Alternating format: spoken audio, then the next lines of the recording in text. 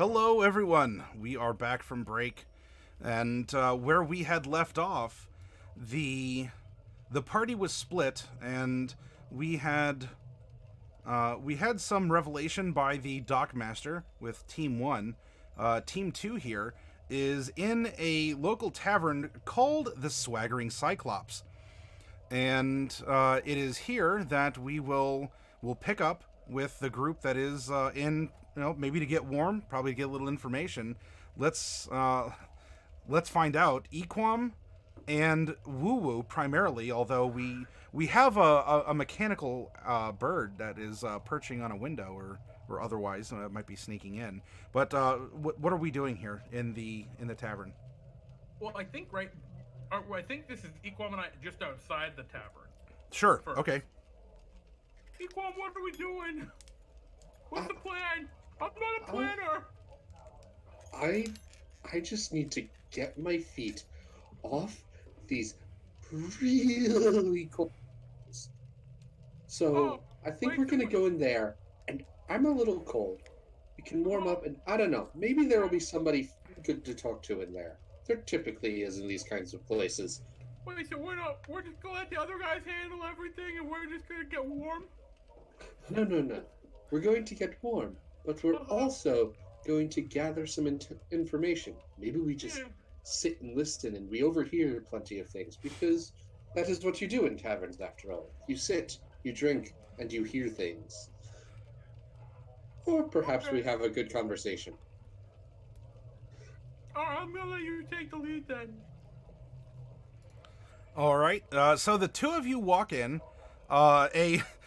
A tabaxi and an armless kobold walk into a bar.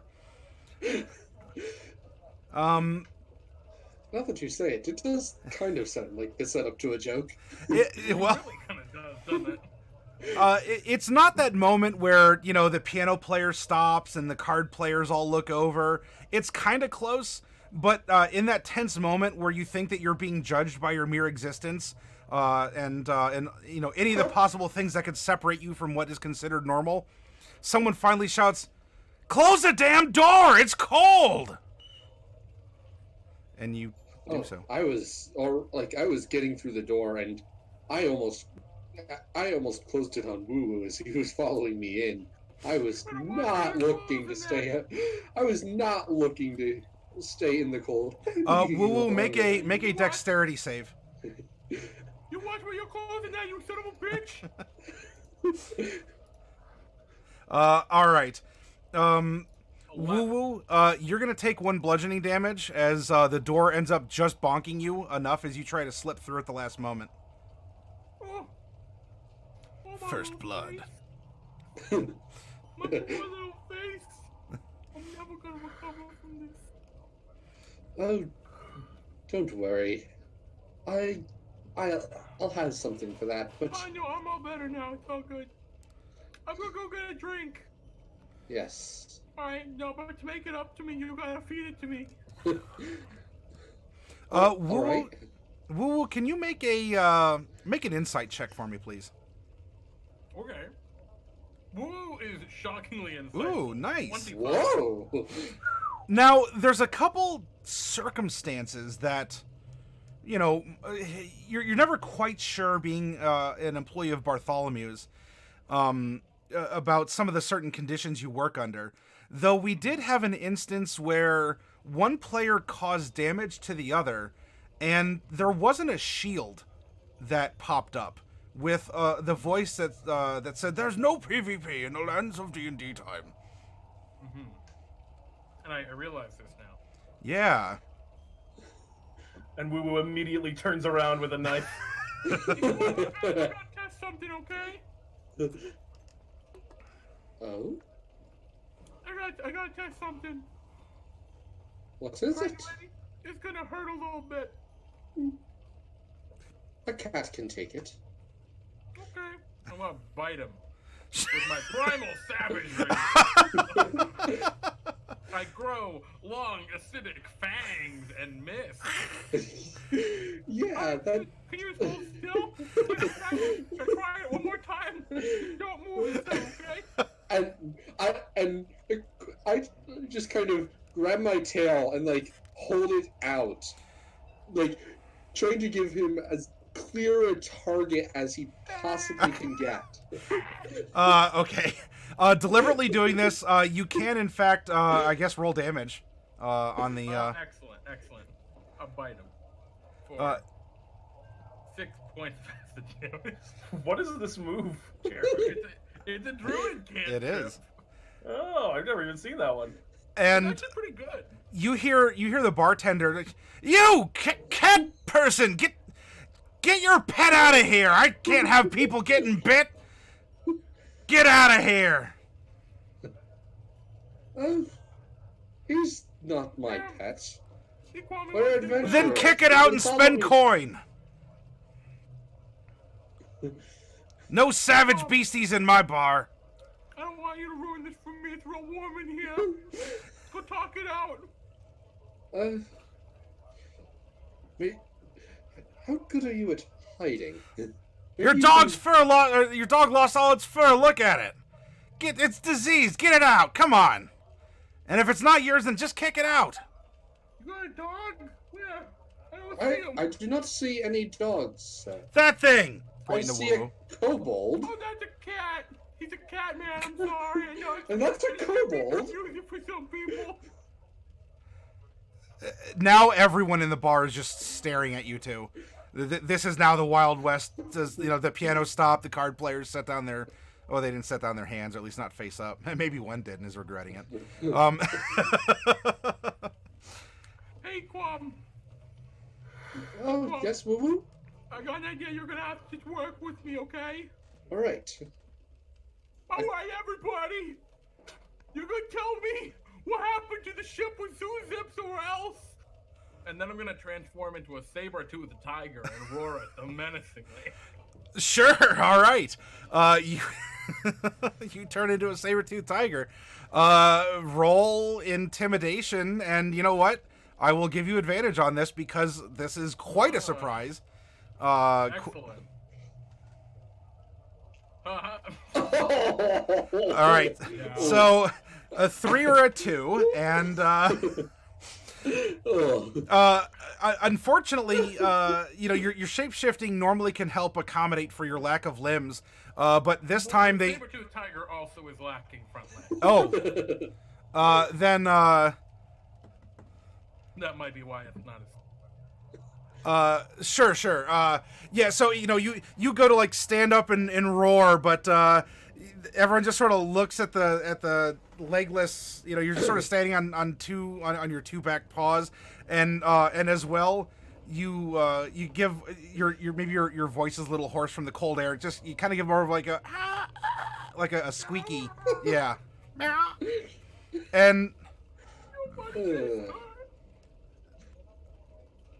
the piano player starts again. People go back to playing cards and drinking. And, I mean, you get some people laughing, though they're very quick to remind you that they're not paying you coin for this.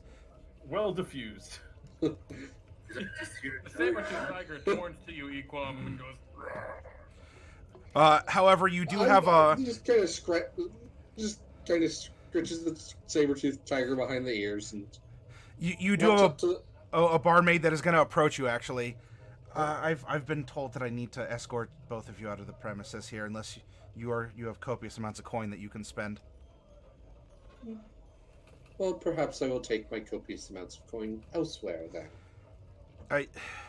I mean, The tiger shakes his head no, and then stands behind Equam and just kind of like nudges him forward. look, if it were me, I have a family to feed at home. I go off of the wages and what people leave on the tables behind. He wants you gone. I could use the coin.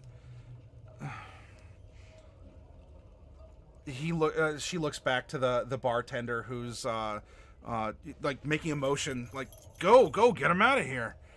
And tell you what, I know a place. I'm gonna take him out. I'm gonna show him. I'm gonna show him out another place. That's fine, but I'm not paying you for the break. Just follow me, please. It's gonna make everyone's life easier. Oh, I'm not getting paid for this either. She seems actually like really like her hands are wringing in her barmaid apron, and but I will walk after her Pink Panther style up on her leg. right. She keeps looking back over her, and don't make a very convincing tabaxi. Well, the thing is, I'm a large creature as a saber-tooth tiger. Yeah. I'm probably like 12, 13 feet tall on 2 legs. I do have to say, Very menacing, except for the lack of arm. you are kind of warm, and you're keeping the wind off me. She's actually taking you across the street. She tells you that the dockmaster usually has hot beverages, and honestly, she could get out of that place because lately the Staggering Cyclops has, it's normally a place, it can get a little rowdy with sailors and even some of the locals, and she's fine with that, but things have just gotten really sour. And so she and you all arrive, and actually you bump into the others who are apparently just coming out of the door. Oh. Don't worry, that's Woo-Woo. I'm not sure if you can tell by the lack of arms, but he's had a little bit of a shifting incident. I've seen it before. Yeah. Hi. Hey. That's you. Dockmaster, will you let us in, please?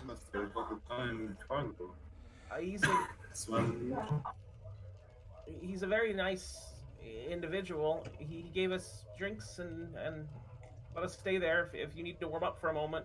But he also gave us a good lead on some shipwrecks from here. Well, if we're looking for Zuzip and there's some ships that have crashed, it could be one of Zuzip's fleet. Did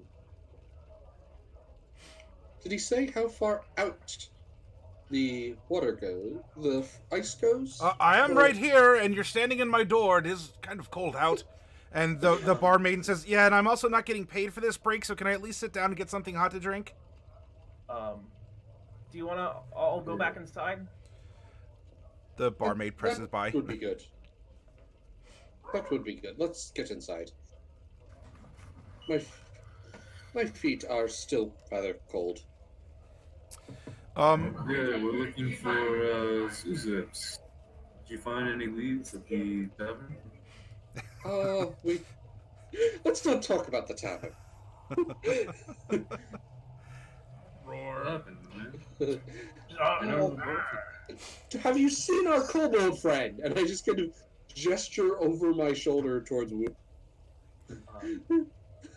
Is there a bar with like drinks laid out? Like, could we pour our own? There's his desk that he can clear papers off of. That would be the closest thing. But it does seem that he keeps a private stash in one of his drawers at his desk. All right. When he goes back to get drinks, the little tiny servant goes with him and takes the crystal out and puts it under his arm, and then just points into itself. Oh, sure. Okay. So you have a powwow. It's nice and warm, and for those of you that are here, now that you see some things that you're looking for, the barmaiden also has a little bit of that kind of black shine around her irises, similar to the dockmasters, but it's nowhere near the level that you've seen on other people in town.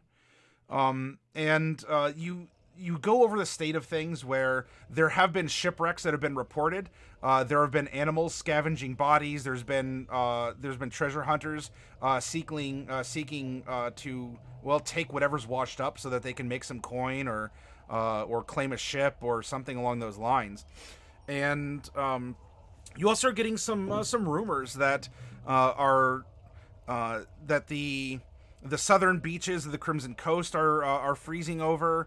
The frontier folk are bundling up. Even the Baradak swamp has a layer of frost over the mud. Can you imagine that? Can you imagine stepping onto the mud of the Baradak swamp and it just breaks under you? That's unnatural. Like that's not the lands of D&D time that we know. Certainly strange.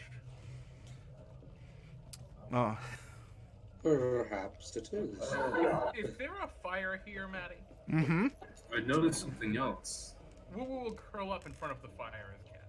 Okay. As a saber-tooth tiger. Sorry. Hey, Colin, did you adopt the tiger? What happened to Woo? That is woo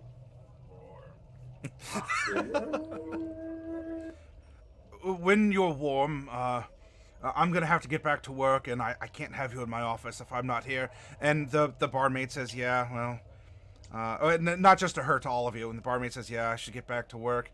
I can't have my wages docked too much more. I hate to ask, but do any of you have... No, I shouldn't. That's not during Solstice. People need every copper they have. I'm sorry. I shouldn't have... Iquam just kind of rummages around in a pocket or two or three and pulls out a large handful of gold and, will this do? Offers it out to the barmaid. I go over to Woo to like kick him as he's lying down, and like I bend over and like whoops, a huge bag of coins drops in my way. Smooth.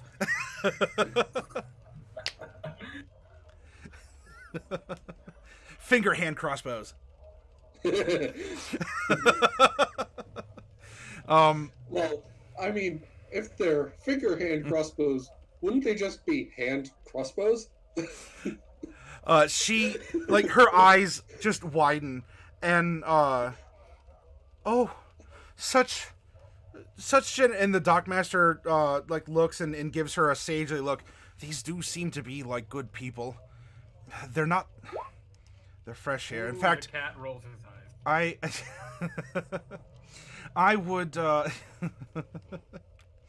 in fact, I don't know if it's just something about the town or whatever, the bitterness in the air, but you should, if you want to find your friend, you should move. If you want to avoid whatever's happening here, you should move. I wish you well. If you come back into town, stop by the docks, and if I see or hear anything, of course, I'll let you know, but you should make a decision. And in the talks, you have learned that there are reports that if you go to the south, as I mean, in the grand scheme of things, it'd be like maybe a couple miles to the south, but not like half a continent down. But there have been more humanoid treasure finders that have been to the south of Buckler's Bay looking for wreckage and ships and coins and whatever's washed up. While to the north, closer to the mountains, more monsters have been spotted, and some that are twisted in some way. Maybe a lot of the sailors even seem to be thinking that they're from the trench, which is quite concerning. But you do have your choice, and you can go north or you can go south. So before we go, could I go up to the barmaid and just ask her like, "Hey, what's your..." Oh, say it again. It cut out. Sorry. Like, no, sorry. I think I mistook you for someone else. Like, what's your name? Oh, my name is Nacy. Alright, Nancy, have a nice Solstice. Oh, well, Where thank do you guys wanna go? You have a good solstice too. Oh, that gold will really come in handy. I only see a pittance for a wage, and with the rough and tumble type that are here, well. And What it's, tool? But she blushes and she says that she's gonna go make sure that it's put to good use. Make sure you stay safe. I know it's not much, but thank you both of you for your help. Happy Solstice, and he pulls out of his bag. He gives the girl the classic ballerina spinning music box, and he gives the harbor master a ship in the bottle he made. Oh wow! All right, yeah, I love it. Sure. As we're going out, I'm just gonna go like full Mr. Beast mode and like start checking like 10,000 left and right. Like, you get a car, you get a car. Just throwing around money. Pretty much, yeah, like, All right. Yeah. In fact, all under the massive robes. around. It keeps me warm actually, because the heat is conducted by the. All right, so you go out and so you give the gifts to the two, and June, as you're heading out to the edge of town to make your decision, you're throwing this money, and a lot of people are coming out, though you're seeing that it's causing fights and people are getting hurt. There's more blood in the snow. There's more people that are now getting into rows as they're fighting over money, and just the greed and ambition is just really settling in the wake of this otherwise good-spirited gesture. I'll join in the fight. So, like, if anyone who looks like they want a challenge, I'll be going up too. Aquam just kind of puts a hand on June's shoulder and like starts trying to start tugging a little bit and trying to drag him out of town. Matty? Yes. Before we leave the Harbor Masters, I will leave last, and I will attempt to subtly pee on his carpet. Oh. Okay. Before. Well, he's sufficiently distracted by the gifts and everything, so. Actually, if he's distracted enough, can I just knock something off his desk? Absolutely, you may. Yeah, I'll just do that. Okay. Yeah. I mean, there's like What'll make the most men? How are you going there's a to 5-inch high stack of papers that have probably been meticulously sorted, and it would really be terrible if they were to be scattered on the floor. Yeah, that's it. That's the one. Okay. Before I go, instead of punching people. Okay. I have a crowd in front of me, right? As they come up for the duel. Yeah. Like as you've been, Prince Aliing through town, people are running out, and the shouts of money are going out, and it's causing people to come out, and they're like, no, I grabbed it first, and then they're in your wake. Also, woo roll a percentile. Oh, percentile, 100%, absolutely. 54% of the papers landed in a melting mud and snow puddle to make them wet and disorganized. Oh, well, that's a good thing, I think. And so going back to June, as you're outside seeing the fight. I'm gonna pull out my super sick ass yo-yo. Okay. And cast Enthrall. whoa! Ah, yes. Okay, cast Enthrall then. You do such cool yo-yo tricks. Alright, I don't know what DC it is. Germany, pull up the stats.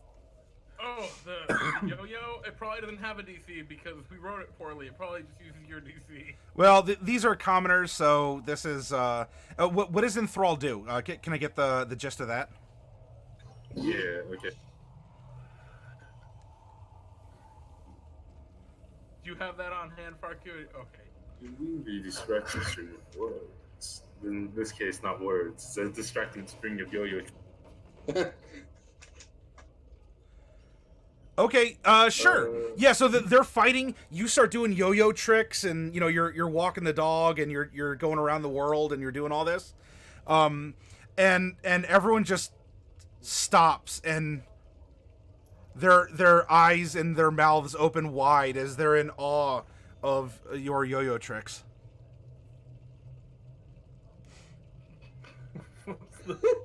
They stop fighting. Yeah, that's it. I mean, this is a good strat. Exactly what this is meant for. Alright, yeah. And, I'll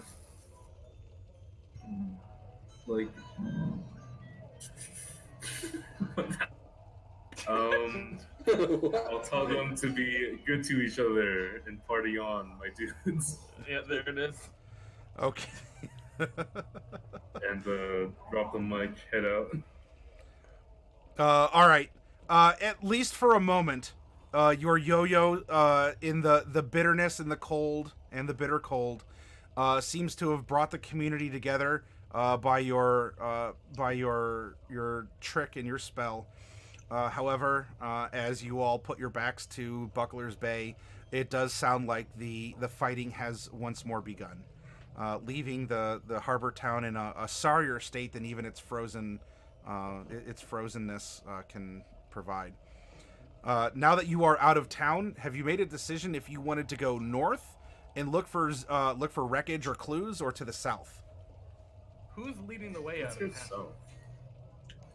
south. 6 foot tall, half orc with black hair and heavy ropes. I guess we're going south then. Massive thing. South it is. South sounds good. South. Okay. Woo, as a saber-toothed tiger, will go up to Kringle and kind of get down on the ground in a way that is a clear gesture of, do you want to ride on my back and be out of the snow? All right, I sit on Kringle. Mounting your I begin to flip. Sure. Oh, I attempt to pull Kringle I out didn't from notice under you I put I reposition Kringle on Woo again and sit behind Kringle on Woo. Oh, Is that too? Thank you. So, Matty, Yes. as I get these all, can I fit all 3 of them on my back? Because I am a large creature. The saber-toothed tiger. You have 2 mediums and a small, so while Equam is probably on the lighter side of medium, being a tabaxi, I don't think you could fit all 3. Okay, well, Especially with the M- half orc. Yeah, maybe Equam, maybe I'll just leave June, Equam on or their own. Equam Fuck and that. Kringle, but not all 3. Ooh. Oh. yeah. So I sat on you with Kringle, but we're not going anywhere. I just sat on Well, I guess I'm gonna try and carry June and Kringle and leave Equam on their own. This is wonderful, by the way. Sure. I assume I'll be moving slightly slower because I am encumbered now. You're not under duress. It's slow going. I mean, now you are missing two of your legs. You can almost get like a wheelbarrow thing going on, where someone is helping support you and you're being the wheelbarrow and carrying the others. I think Woo Woo is what do you call it? He's well adapted to this circumstance. Okay. All right. He's good at balancing. Okay. So yeah, you're plodding along. I had an actual like moving the plot forward, not just dumb side question. How dare you? And that is, Woo Woo, as a saber-toothed tiger, has keen smell. Ooh. Oh. And so, would Woo Woo be capable of trying to smell for a snapdragon flower? As he has come from like a jungle region where they were probably fairly common. Yeah, you're a druid. You're from a jungly area. You've encountered Florins before. I'm sure you've encountered Florins before. I mean, while there's all sorts of varieties. Well, it's mostly veggie pygmies out there, which is... Oh, well, ugh. they're the cousins to Florins. They're just not the cousins we talk about. Brutal, but fair. Yeah, you can. There is some sort of perhaps not universal, but there's something Florin-y about them that you would be able to sniff out, as you've been around Florins before. So could I perhaps roll a perception check to In try and track them down? in the appropriate time, absolutely. As you're just departing a city and going out into biting winds where there's no signs of wreckage, right now there would be nothing that I would say would provide you the opportunity. In mind. Yeah. Yep. Gotcha. Can I, in that case, since we're trying to track this thing down, fly my familiar up and get like a bird's eye, or is the wind too much? You can, especially if Woo is plodding along. There are times when your familiar's gonna have to battle some winds, but you can send your bird up. Yeah, I don't have to watch where I'm going because Woo Woo is walking. Correct. So you can roll your eyes back and look through your mechanical creature's eyes. I want to drop him on the ground and bury him in snow. I think flavor-wise, he's not doing the eyes roll back, and he wears like a special pair. He just puts wooden glasses. Oh, over sure, his sure. eyes. Yeah. And I will do that. Okay. So you've decided to head south, and as you all know, and if any of you in chat, oh hey, Tabletop Galaxy's raiding us with 9 folks. Welcome, welcome our Star Wars RPG brethren. Welcome, welcome. Roar. Well, roar back to you, and Should I have him make a perception? Roar check? is very appropriate for what the party currently is. almost time for perceptions. There's a little bit of staging I want to do first, as it will be relevant. For those of you who are not aware of the Crimson Coast in the lands of D&D Time, which now we find ourselves, I'll show you on the map here. We are going from Buckler's Bay, and the party has decided to travel south some ways on the map. And the Crimson Coast is called as such because instead of normal like golden sand or really even sand itself, the coast is made up, interestingly enough, of these red kind of glassy beads. If I'm wrong, correct me, but No, you're correct. it's You are 100% no one's quite sure what's caused it, but it has certainly given the Crimson Coast its name. And while they're walking, it's a bunch of smooth, glassy beads. The further away that you get from Buckler's Bay, it's still cold, though it's not as bitingly cold. We go from very, very low temperatures and a harsh wind out to, well, the ice is breaking up, and now you actually are getting waves, but they have some ice chunks, and you walk a couple more miles, and now it's cold water, and there's a wind, but it actually feels a little bit above freezing. Maybe it's freezing onto the tops of the rocks, as it is getting wind and such, but the further away from Buckler's Bay you get, it has mellowed a bit. Like, we've gone from super below freezing to it's right around freezing. And that is, and of course you're looking out for ships as you're walking, with your senses. But so far there has been no signs of ships. You have seen some wreckage, but it would just be a random, not even driftwood. It's certainly a plank. You might find a part of a shattered crate. So there have been, things have happened out at sea, and they've been washing up here where the waves are still allowed to work. But there has not yet been a ship. Discussion? Back to you. Do we know the name of the ship that Zuzip is coming in on? No, Bartholomew did not tell you. It's a shame. We really should have asked we really should have known or found out somehow what ship Zuzip was going to come in on. Hopefully it didn't wreck, and It's pretty hard to miss, I think. A lot of Zuzip's flair. But if the ship had suffered enough damage, the flare may be gone, but hopefully that won't be that way. Is this? Were we under the impression that this was Zuzip's keep ship? Yes, it was sent out on a VIP envoy mission on behalf of Bartholomew. Is immediately what Woo was thinking, but instead Woo turns to everyone and says, "Rawr." As per Saber-Tooth Tiger. I'm a saber-tooth tiger. Maybe. As a tabaxi, on a related point of order, would I understand saber-tooth tiger, at least on some sort of instinctive level, if not being able to actually That's an speak excellent bit of rules lawyer.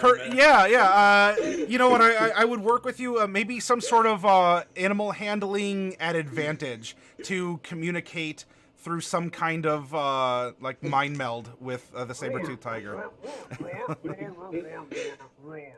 Because you can put your tails into it. You can kind of snarl and. All right, yeah. So with a 20, there's it is more emotive. It's more of an empathic than a telepathic. But you're getting vibes from Woo Woo that you are understanding. It's similar to the lassie. You know, oh, Timmy fell down the well. Bark. What? 2 hours ago? Bark. Oh, in a red shirt? Okay. You know, so. so it's. You don't think the ship likely sank? Oh, that's quite a relief. We're wasting our time out here in the cold. Roar.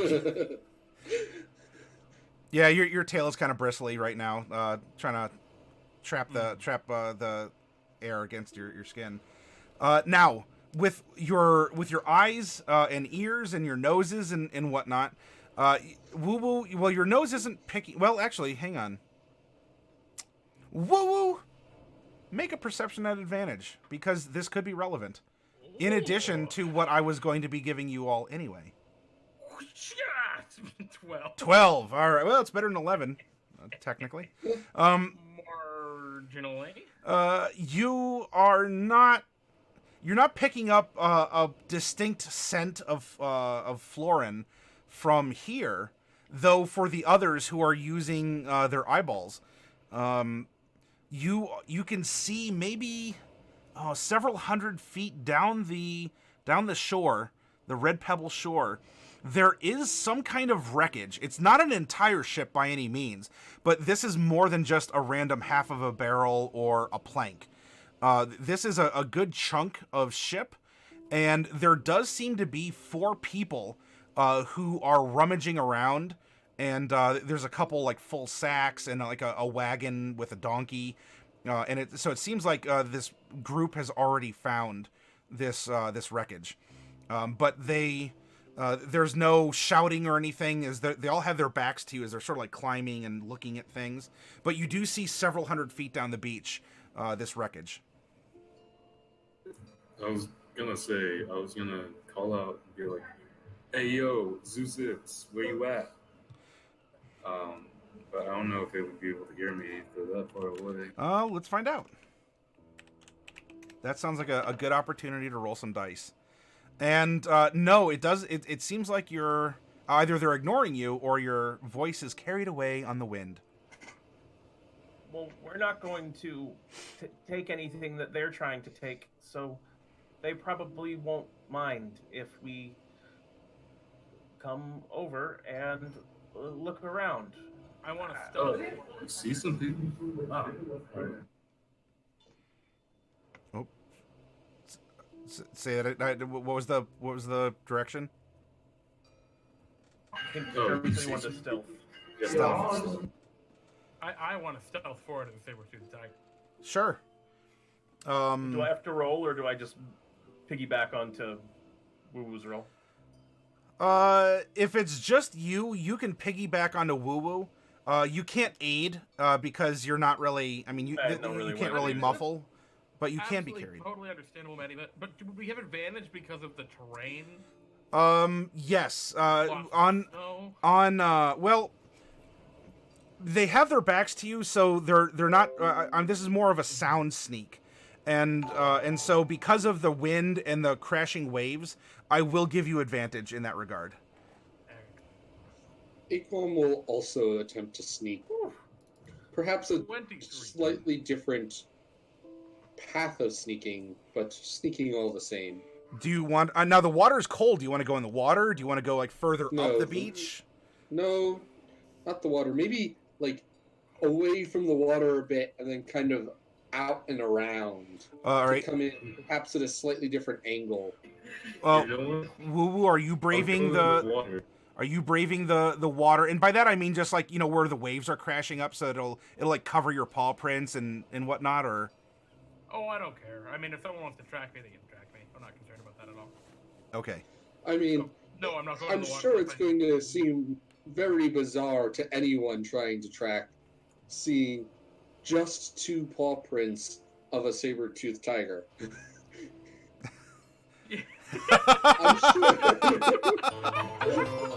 I'm sure whoever it is would be like, okay, so clearly this is not a saber-toothed tiger I want to be messing with.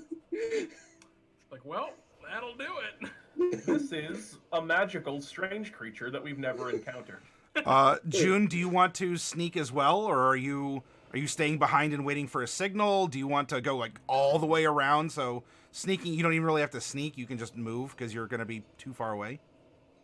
I'm gonna move along with the group towards the shipwreck, but I'm gonna be also searching straight, like in the deep end of the water, underneath the surface, looking for Zeus if he's under there. Oh, okay. So you're not trying to hide, but you're looking like a beachcomber, just like someone who's also going up and down the waters.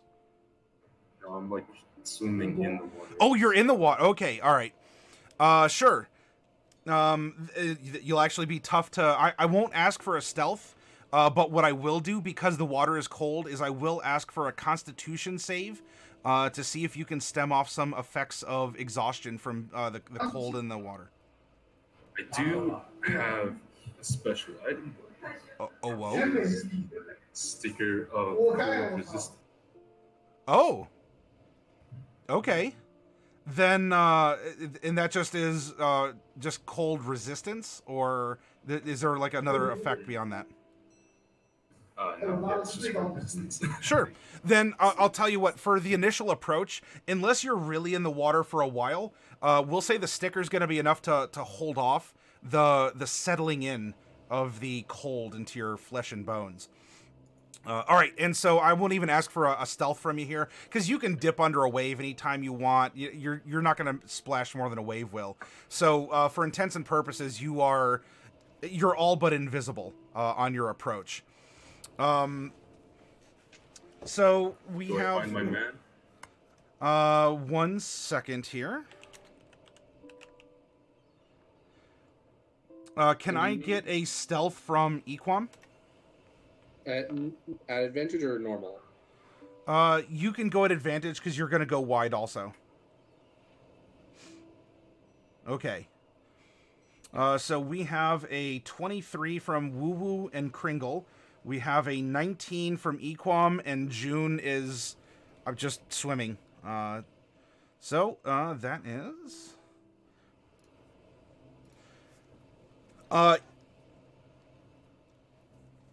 on your approach, Woo Woo and Kringle, you do not seem to be seen or heard. However, one of these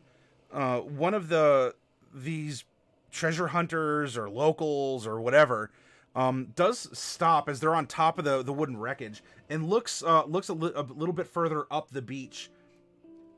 Hey, we don't want trouble. We're just here for salvage. And the others look in Equam's direction, though they do not look in yours, Woo Woo and Kringle, and June, obviously they're not looking anywhere at you.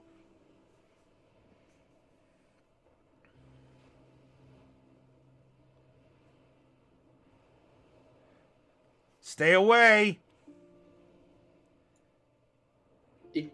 Equam just kind of...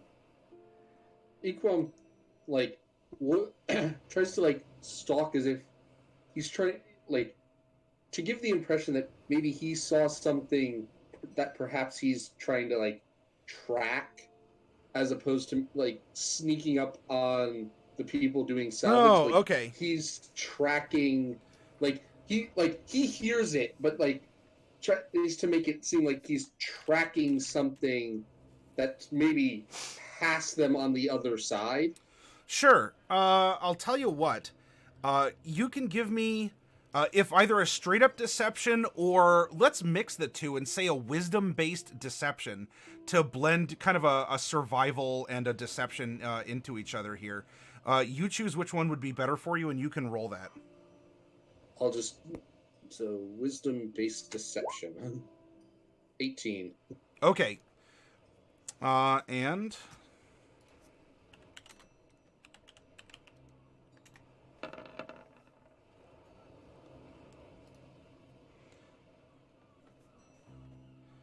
yeah, you keep going.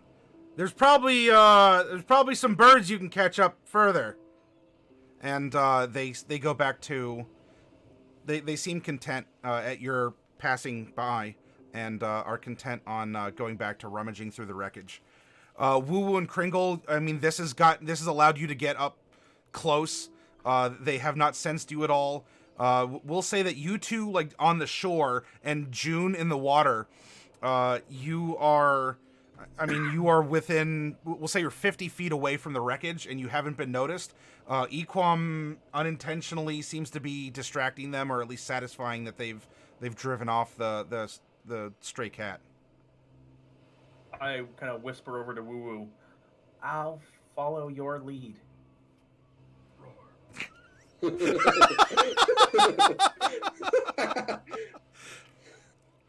Now, June, you wouldn't be able to hear that conversation, but what would you like to do? As it sounds like Woo Woo is the driver.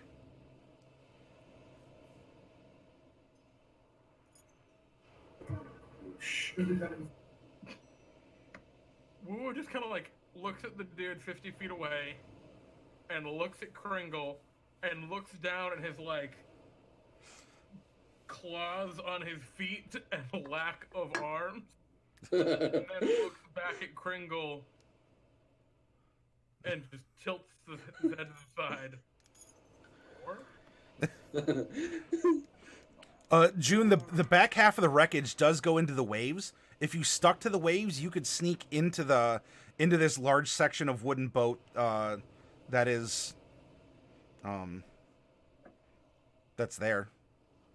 Alright. Is there any seaweed underwater?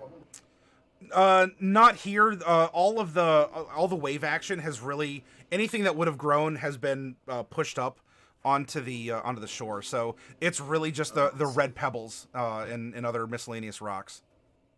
So if I come out of the water, could I get myself like covered in like a whole bunch of moss or like ocean film?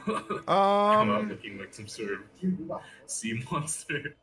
Oh, okay. The back part of the ship from the waves.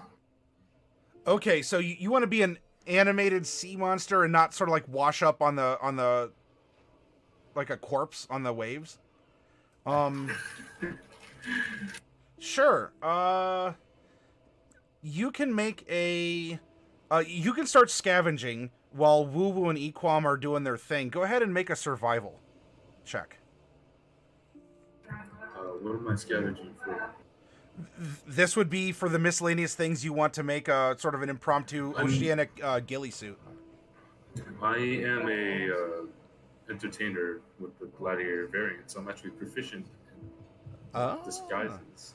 Oh, well then, so let's, I'll tell you what then. Let's have this be survival at advantage, because you can make better do with things that might not traditionally be useful to someone who doesn't have your level of disguise training. Hey, look at that. Nice green number, 22. All right, so June, you have, you have found a bit of a grisly patch of seaweed that is clinging to it must have been armor, or there might even still be parts of a body in there, but an unfortunate sailor that has rolled in from the deeps. But they did get this must be recent, because they still do have seaweed and some other like waterlogged leathers and some scrappy parts, and so you can get that jellyfish. There's still like a jellyfish kind of hanging out in the mouth, just chilling. So yeah, you have a lot of elements here. So this is a good bounty. If you want to decorate yourself in it, it will take a little bit of narrative time. So I'm gonna go to Woo Woo and Equam, see if they're gonna take kind of a couple narrative actions, and then I'll come back to you, who have I'll even roll your disguise in, and you have completely made yourself look either like a drowned person, or partially drowned and partially a thing of the sea, or all of the thing of the sea. I'll leave it to you. So Equam, are you just going to continue since you're distracting them? Yeah, so I'm just going to continue and perhaps like pause for a moment, like perhaps I'm going to like reach a point where I past the wreckage and kind of pause for a moment and like examine the ground very closely and then like start kind of going like down towards the water to bring myself a little bit closer to the wreckage. Okay. Tell you what, go ahead and make that combo, that combo deception again. Okay. You're still doing a pretty good job of looking distracted or past them. Woo Woo and Kringle, you don't know where June is. I mean, probably good thing he's on your team. Equam's kind of off and kind of curving, doing his own thing. They do not see or hear you or smell you or anything. Very distracted. They are, yes. Do we have like a lot of time? Is this like taking a while? Are Are we talking like seconds or minutes right now? No, this is a cautious approach, like probably over the course of a couple of minutes. When I say narrative time, it's not like travel log over the continent or anything. This is. Oh yeah, I know that. I'm just wondering if we're talking like. Yeah, you have some minutes. Yeah, we'll say it's in minutes. Like, are they distracted on a scale that a 10-minute time of passing is reasonable, or is that probably longer than we have right now? That's a long time. Yeah, I'd say 10 minutes is too long. Okay, in that case, as Woo Woo makes that kind of gesture and does, well, can you describe that again, Woo Woo? I think Woo was kind of like just looking at their claws and looking at you and looking at them, and like they take their big saber-toothed tiger tail around and like bring it to their neck and make like a neck slitting motion, and then like cock their head to you like, what do you want me to do? Like murder him? And Woo But he Woo kind says, roar. of Kringle sort of looks at Woo Woo and kind of shakes his head no, and then does kind of like a mimics mimes like punching himself, and then him kind of going like pretending to be unconscious. Wait, I forgot I could just talk to you. No, we should just knock them out. And then Kringle is going to. Is there like a loose plank? I assume there's just like a plank on the ground if it's a shipwreck. Not where. Maybe with one more narrative round of advancement, there's a stray piece of wood that's washed up, but not right underfoot or claw. But it's within. What's the distance to it? If I don't know, like just 20 feet away. Like you can move up to it. Okay. It's just not there. Okay. Well, what I'm going to do is activate my very powerful item that I have, my ring of telekinesis. Ooh, all right. And I telekinesis. Yeah. I telekinesis just that plank and bring it over and gesture for Woo Woo to lift up and put it under the front of Woo Woo's torso to act as like a support so he can move around freely like a saber-toothed tiger. A magical telekinetic wheelchair. Yeah. Woo looks at you like, Woo's been walking the whole time. And now Woo Woo remembers that PvP is allowed. I go, you don't want it? Woo moves their stump shoulders to like what would be a face palm if they had arms to face palm, but instead will then crouch down and kind of begin to scooch forward, getting ready for an attack. All right. All right. Then with Equam distracting, June is finishing up a watery disguise. Come back to Woo Woo and Kringle. Do you all want to initiate an attack or some sort of contact? Well, I'm following Woo Woo's lead, so. I suppose so. You're riding him. You know, I think Woo wants to go, but Woo is gonna wait, like expecting June or Equam to do something. Okay. Right? I'm gonna ready. If anything like starts to happen, he's gonna go. Okay. I'm gonna ready a spell. What spell are you readying? I'm gonna ready slow. Okay. And so in our still narrative time, Equam, there's been no hey, there's other people. There's been no other distractions so far. You have made your way to the water's edge where the waves lap up on the Crimson Coast, and you're like a distance away on the other side of the ship. What are you doing?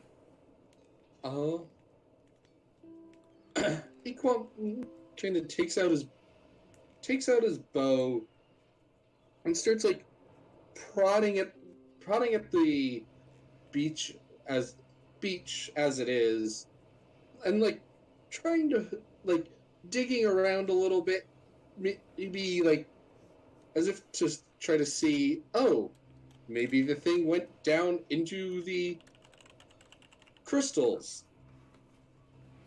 And but like very much like having it ready in case he hears something going, and like trying to act really cool and like, oh, I'm just here kind of digging, but I also like have my bow ready in case there's a big hue and cry of something's going on.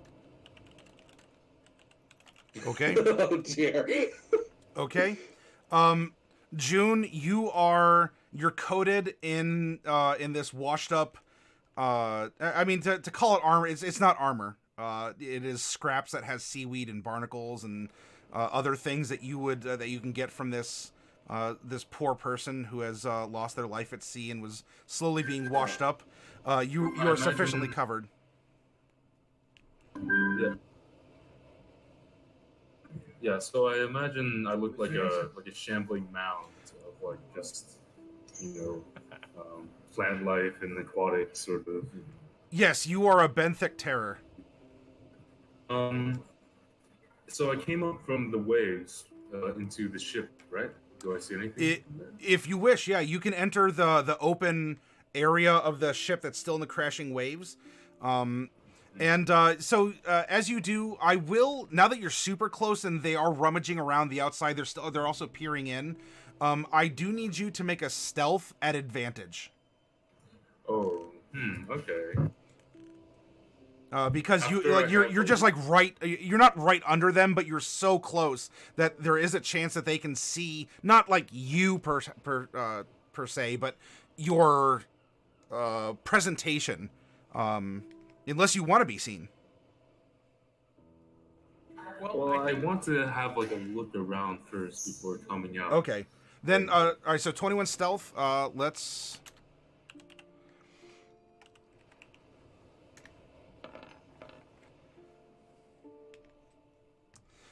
Okay, well, you are moving around, kind of washing in, like making progress in with each wave. If they see you, they haven't recognized you as anything more than a little bit of stuff that's floated in. As you are inside the wreckage, there's some crates banging around. There's not much left. It's not like there's a bunch of, I don't know, like treasure chests or anything filled with gold that are just sitting there. This is battered, broken wood. It does look like there are some etchings and stuff into the wood. But it has been, it's just been, not decomposed, but it's just been so worn as it's scraped along the pebbles, the waves, and especially the ice. There are a lot of like jagged splinters in the wood that shows, even if you're not a shipwright, does show like really hard impacts. Alright, well, I'll like crouch down, looking around the place, and whisper like, "Hey, yo, Zoozips, what do you want?" Oh, all right. I'm a friend. All right. So you're muttering. I am plant like you. Yeah. All right. So you all are waiting in stalking. I'm not waiting anymore. Oh, you're not waiting anymore. All right. Woo woo. No, as soon as I catch a whiff of fluorine Yes. from the wreckage, I'm just gonna go in. All right. Kringle, just you give that Star Wars Wootini kind of as you're on the back of this thing as he just pounces forward and roar. And I will run on my hind legs 40 feet directly toward them. Actually, I will jump the last 18 feet with my strength score as I pounce on them. And I will go for the first one first, which probably makes sense. Is this an attack from advantage, or would it not be with advantage? Because technically they see me as I run at them roaring like a maniac. So I think what we'll do is let's roll into initiative, and then you can then we'll have a surprise round and go from there. All right. So, just for the mental image, the reason I was doing the plank was because I pictured you sideways, because I thought that was the only way I could be riding you. But no, I stand upright. Like so a big man. am I like on your shoulders, like Yeah. piggyback style, with my legs around your head? Yeah. That's hilarious. Okay. Yeah. Equam's on an Wait. 18, and then I need Sideways? then I need Kringle. My apologies. I'm getting there right now. It's fine. Here it comes. Hey, not bad. And then because a surprise round is technically not a thing in 5th edition. Oh wow, wow. All right. Yeah, it's a surprise condition, Yeah. which is hard to explain. It's way harder to explain than the surprise round. And all right. So this is how it's going to go. We're going to have June. We'll get now. June, you're not going to be in on the surprise round because you're going to be surprised by Woo Woo. But the order will be June, and then I am going to get to do something with someone, and then we're going to have Equam is going to get to do something. Now, Before that, oh, does my ready to action go off? that was to. I'm sorry. What spell were you casting again? Slowing these fools. What was the condition though that you were being attacked, or? I was just waiting for the. I guess I didn't specify at the time. I was waiting for essentially action to start. Like once we start moving. Okay. I'll tell you. It seems you're on the fence. It's fine. Okay. Just be the surprise round, right? I mean, Be my you were first in on the round. surprise. Don't worry about it. I'll do it as my first thing that I do. Okay. All right. Just if with this and suddenly your mount takes off underneath you, roaring and pouncing, and you have to make yeah. That's we'll do it in first round here because really this is going to be over after Woo Woo does something, and then we're going to go into we're going to go into it here. So Also, Woo really, Woo. like, ready actions and surprise rounds are kind of like iffy. It's like, oh, I get this action before the surprise round. Yeah. How many things do you get off? So, Ready actions are- Woo Woo has the slowest initiative, but before technically gets to combat. act first on the surprise round. So it's going to be Woo Woo, and then we're in round 1. Now Would that Crinkle in on the surprise round though? oh, So would it be Crinkle then Woo Woo? Or yeah. Now that we're yeah, because I don't think Crinkle's surprised, is he? well, he was waiting for something. No, so this is. I like the combo. It's All right, Whatever, combat started. whatever you say. Initiated by Woo. yeah. I think the Technically, combat's Kringle initiated goes by first. Woo Woo. Kringle was dragged along with Woo Woo. Okay. Well, I will lunge at a man and murder them with my claws. Okay, in your lunge, as your predatory senses are scanning for targets, there's 2 beefy guys, and then there's 2 scrawnier ones that look like they're the ones who can like get into the nooks and crannies and like feel around and like salvage stuff there. So you have 2 scrawnies and 2 beefies. Do you want to go after a scrawny boy or a beefy boy? We're murdering a scrawny boy. All right, a scrawny boy. Would I be attacking with advantage, or is this a regular roll? They are. It is surprise. Yeah, I don't think but surprise doesn't I give No, you it would- any for any reason. But Surprise I- doesn't give you. yeah, it advantage, doesn't give but it- if you're stealth, then you have. I would think that they were aware that there was a hunter somewhere out there. We're gonna say. Yeah, but they're looking the other way. I'll give this one an advantage. Go ahead and roll. Your first attack can be at Murder! advantage. Ooh, yeah. 20 to hit for 16 slashing damage. Yeah, I run forward and kick jeez. him in the face with my claws. All right. Well, this would be more like you're raking his back because he was looking away. Like they're looking and they keep looking over at Equam, like down the beach a little bit. Because I'm running on 2 legs, I'm just drop kicking him now. Oh yeah. Yeah. And you Exactly. Drop And- kicking his butt. Ah! And you rend flesh here. Was it a Wilhelm scream? I could probably do a better Wilhelm scream does than he that. die? No. Well, then in that case, he needs to roll a DC 14 strength saving throw. Oh. From my pounds. Uh-oh. No. Ah, son of a gun. Darn. So maybe it was just unfortunately the angle at which you had to kick here. You claw him, but your claws don't catch; they just scrape along, and he kind of goes down a bit, but keeps his feet, and then Yell, roar. then there's a boop boop, or not really a honk, but there's the alarm has gone off, and they're shouting. All of you are now in on the fact that these treasure hunters, something has gone wrong. And Equam, because you're kind of keeping an eye on them, you see the one like screams and turns behind him. So something has happened behind him on the other side of the ship. And of course, June, you're there, like almost right underneath him. The scream just like echoes through the little bit of like the wooden hull that is washed up. So we're gonna come to the top of round 1. June, we're on to you. All right. I'll come out of the shipwreck. Okay. Flailing my seaweed arms a little bit. Sure. Like what? Looking around, like absorbing what's going on.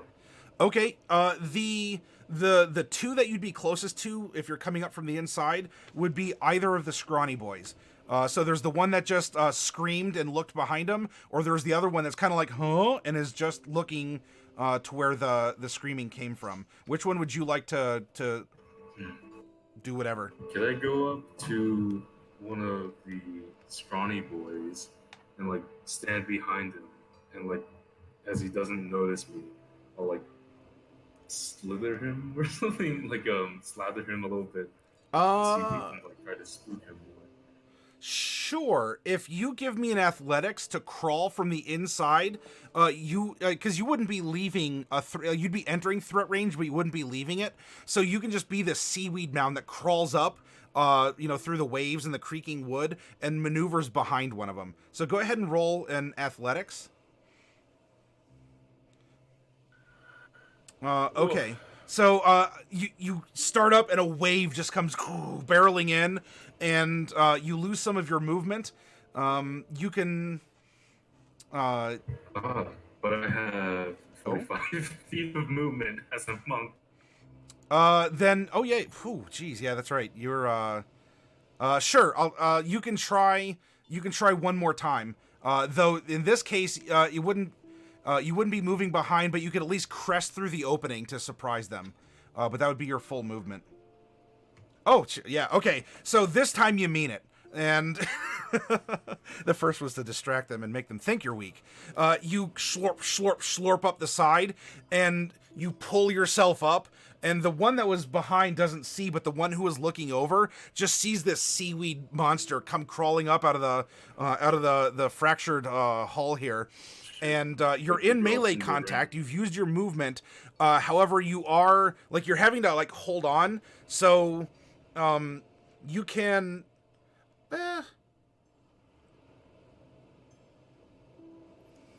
How'd I rule this?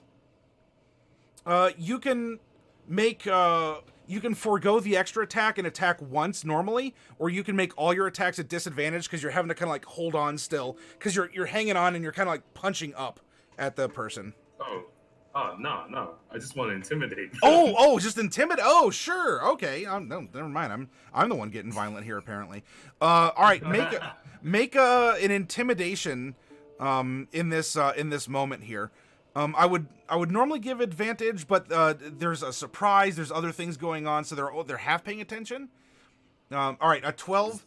More panic, the better. Yeah, so you just kind of and the one's just sort of looking over and trying to comprehend the thing that attacked his friend, and now there's a coming up from in front of him here.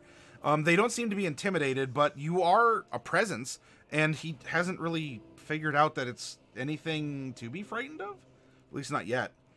All right, now we're on to the scrawny boys. My scrawny boys get to act. and they are going to. I'll tell you what, June, the one that was up next to you is going to release his hold as he was kind of climbing up the hull. He will technically be dropping out of your threatening range if you want to tag him on the slide down. Do they have ranged weapons?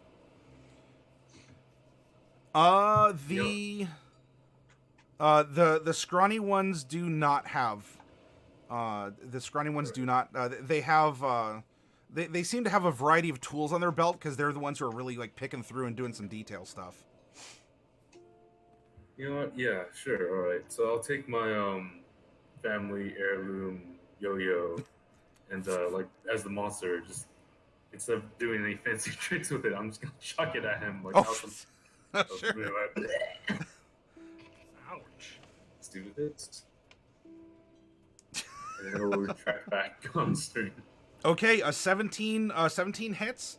And what's your damage? And this is going to be on set 7 on Scrawny Boy 2 here. Not the one that was blooded, that was Scrawny Boy 1. The other one was the one who dropped out, and you tag him. And there's another scream that goes up. And instead of like the smooth yo-yo, like when it pulls back on the string, I have to like pull it back manually up the mouth like a noodle. All right, we have Woo Woo, this fierce bipedal saber-toothed tiger. The other scrawny boy is gonna also kind of slide down the wreckage and is gonna come up on you, Woo Woo, and they're both going to try and use their like salvaging daggers to go into a flurry on you, and we'll see if any of their. I don't like that. They shouldn't do it. True. Well, But they are. 12, by the way. Okay. That is going to hit, and then they're going to get 2 more shanks.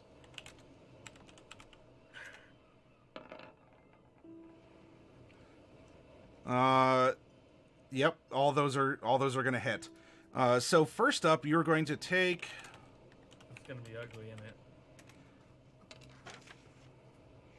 4 piercing damage. And then the other 2, like, so the first one seemed to have tagged you, and then he's coming around, and he has like another dagger in his hand, and they make contact, and you're gonna feel a little shock. This is going to be.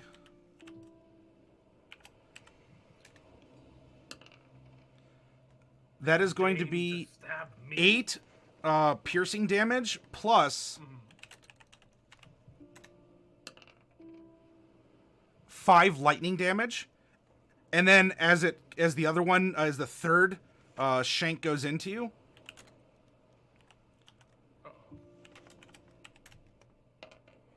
Oof, jeez. I'm brutal, apparently. My scrawny boys are putting in some work with these things. That's going to be another 8 piercing damage. And 2 more lightning damage. Are you still a saber-tooth tiger? Oh, yeah. Okay. I got a lot of hit points. Second scrawny boy is going to do the same. I'm just going to roll 3d20. Actually, I realized I probably shouldn't roll for saber-tooth tiger hit points because I'm a player character, so I take the average of the hit dice. Oh, thank you, Anonymous Cheerer, for the bits. All right, 52 max hit points. All right, your AC you said was 12? Yes. All right, 12. so one will hit, one will crit, and the other one will crit miss. And so we're going to resolve the normal hit. That is going to be...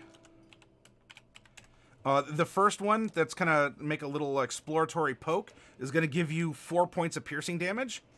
Okay. And then the other one must like have connected at the same time that the lightning was going through, as this one's going to be a super shock. Oh, boy. Oh, boy. The puncture from that is going to be 13. And then it's going to be It's going to be 5 lightning damage on top of that. Okie dokie. And that is both my scrawny boys. As they come up and they're salvaging like their daggers and ting, ting, ting.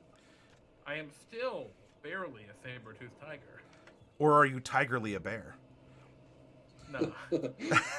Equam, we're over to you. There's screaming and sounds of combat going on. Also, something just popped up out of the wreckage going ooga booga booga. Blood is flying into the air from the other side of the boat. So just to make sure that I understand, that the big beefy guys are not considered surprised right now. Yeah, we're in normal Okay. initiative. We're in normal initiative. Okay. So I am going to take my short bow and attempt to shoot one of them Okay. who have not, and because they have not yet taken a turn, I can my Correct. assassinate feature will get me advantage. But All it right. won't be a critical hit unless I roll a 20. Then roll to hit one of my beefy boys. 19. 19 will get through. These ones are wearing some reinforced armor, probably in case like something were to fall and kind of brace them. But you do find a weak spot in the armor and you do hit. So tell me what beefy boy 1 is taking here. He is taking 18. Okay. Still up. Though just and looks down at his side where the arrow is sticking. Anything else from you, Equam?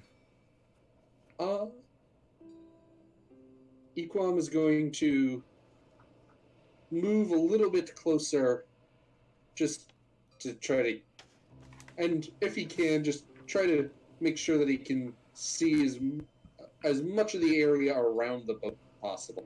Sure, you can do a kind of a tactical curve back. Yes. I got you where you want to be.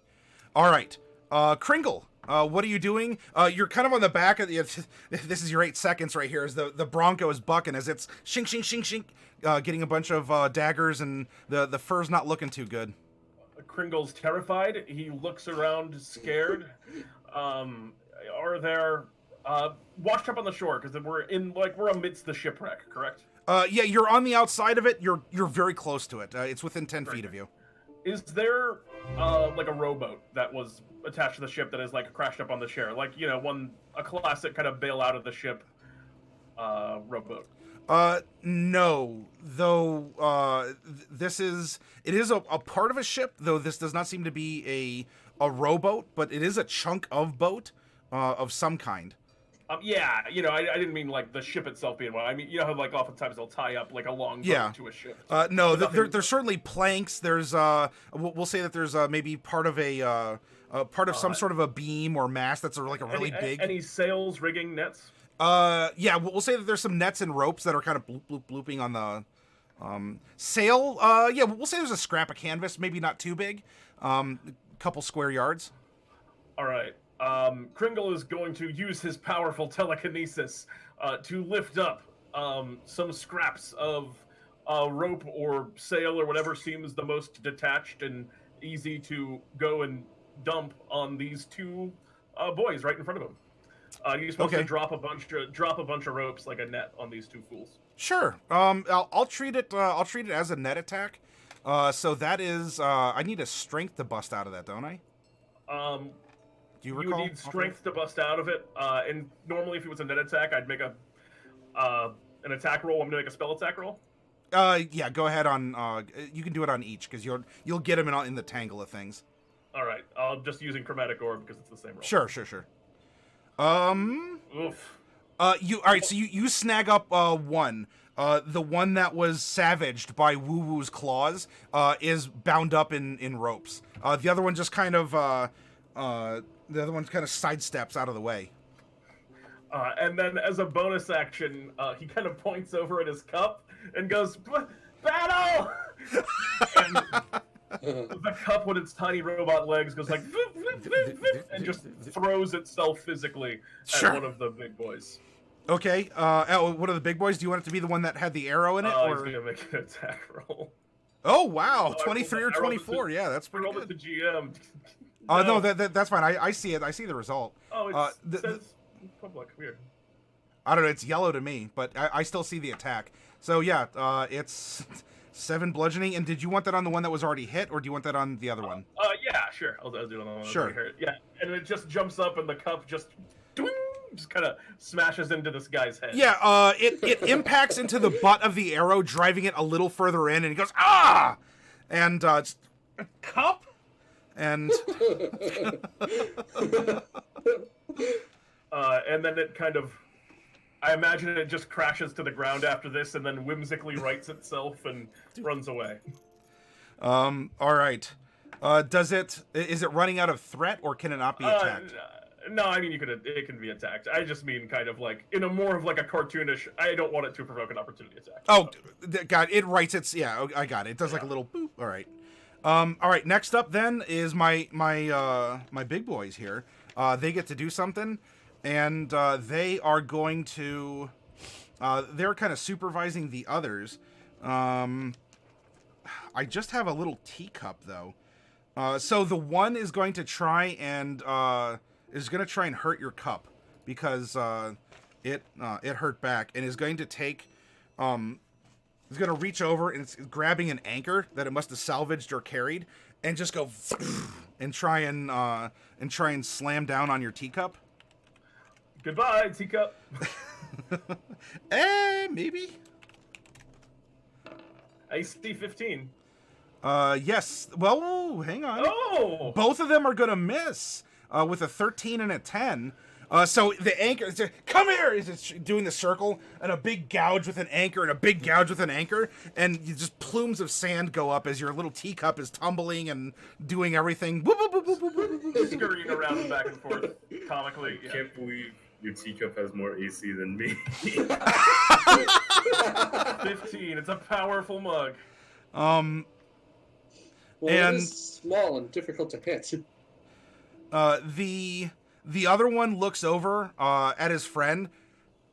Hit better. And the other one looks over and nods, and then he's gonna look around. You're not necessarily hidden, Equam, are you? But you're a ways away.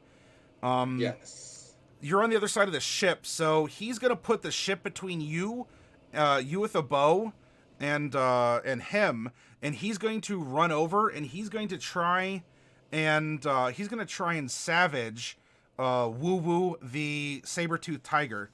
And I'm gonna make.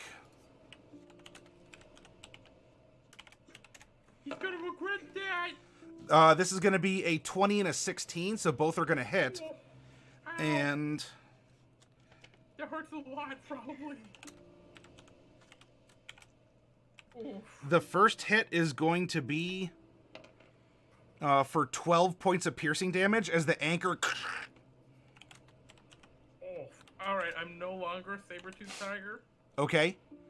Oof. In that case, as you revert back to Woo Woo, does my 16 hit you? As woo-woo? Oh, yeah. Okay. Then Oh my goodness. Woo Woo is going to take an anchor to the face for 12 points of piercing damage. Oh! Woo-woo's in terrible pain. And, okay. For Woo Woo, I'm sorry, I forgot there's a rider on the attack when you got buzzed. What? There's an effect, I'm sorry. You cannot make reactions until the end of the monster's next turn. Sorry about that. Is alright. Okay. I do have a reaction that would have been good here, but that's okay. Woo Woo, well, it's your turn. What would you like to do? How close to the water would you say I am? Are we talking just like to touch water, or are we talking like submerge yourself? That one. That one, okay. We'll say it's 20 feet and 10 of it is difficult terrain because you're actually getting into where the waves are crashing harder and not just washing up in the shallow. Okay. So if I had a swim speed, how far would it? If you had a swim speed, it would just be normal movement. And it would be about. So it would be 10 feet on land and then 10 feet in water. Correct. Basically. Yeah. I mean, this is effectively land out to here, where then it starts getting to be more water, especially for you. I would like to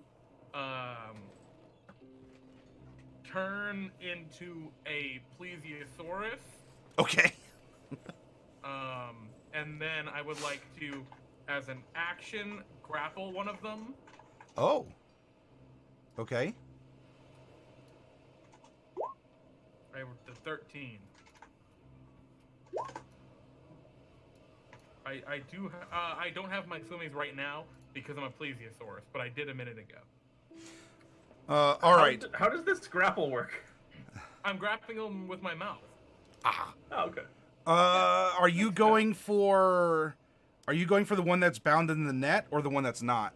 Whoever just hit Woo Woo and hurt me as Woo Woo. Oh, well then never mind. You're going for Swole Boy. Okay. Yeah. No, and I actually have a question here. Sure. And this is gonna get a little rulesy here, but okay. I wanna just make sure it's okay.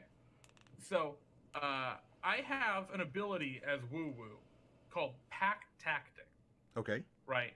Which gives me advantage on attack rolls, if I have an ally within 5 feet of me. Okay. Would I have an ally within 5 feet of this person?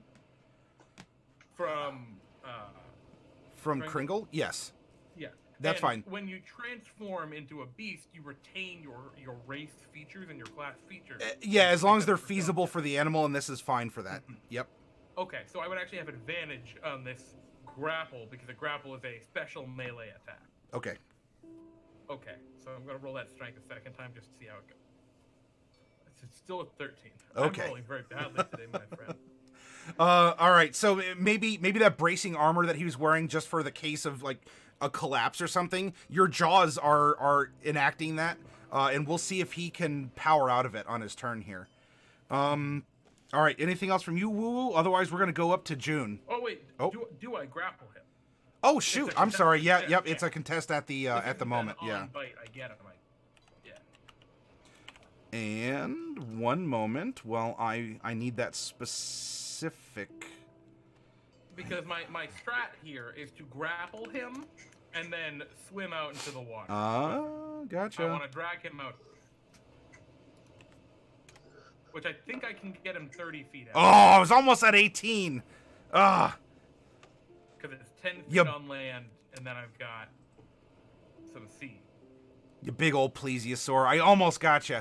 All right, so his armor holds, and that's when you just sort of like shift your jaw forward, and it rolls him and then your teeth kind of and he's caught. He's got the anchor in his hand, and you have him in your mouth.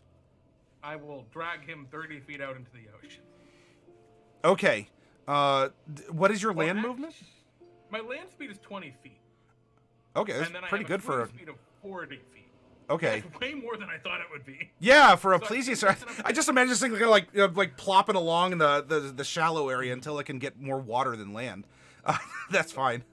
If I understand correctly, that's enough to get me 30 feet out? Or Yeah. So you'd be 30 feet out, and you'd be able to, as a plesiosaur, you would still be maybe like partially like if you want to hold him underwater, that's fine, but a part of your neck would still be exposed. But absolutely, you can go underneath the waves on your next, like fully. Yeah, but your mouth is already there. Yeah, exactly. And so he's in the water, yes. And therefore he has to be attacking while in the water and use swimming rules. Yes. Okay, cool. Okay. Then we're over to June. June, a plesiosaur just drug a dude off into the deep.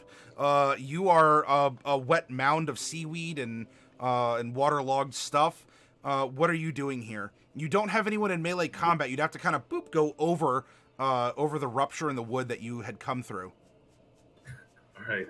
I get up from like crouching down, I guess, in my little seaweed bushel, and like out pops like one arm and another arm with like hand wraps on them and like two legs. So it's just like what is it called? Do you know those things that run around the desert? That like Roadrunners?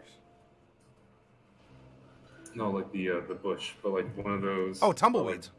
yeah, tumbleweeds, like a seaweed tumbleweed. An aquatic like, tumbleweed. Yeah. All right. right? And on I get into like up onto like the balls of my feet and like, start jumping.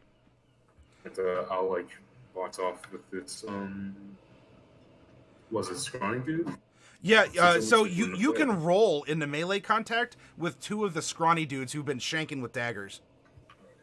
I'll like combat roll into the middle, pop up, Yep.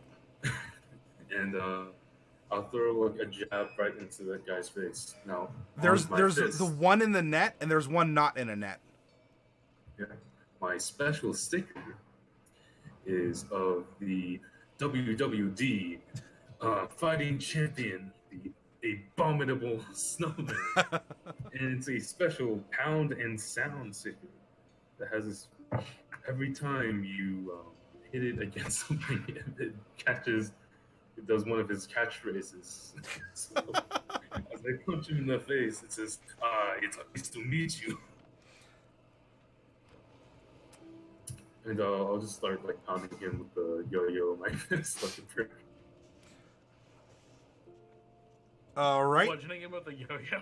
Yeah, 3 Uh, times. Bah, bah. Those will connect. All right, so the jab, and then I'll put my hand. And then I'll use my bonus action as well That will also connect. for martial.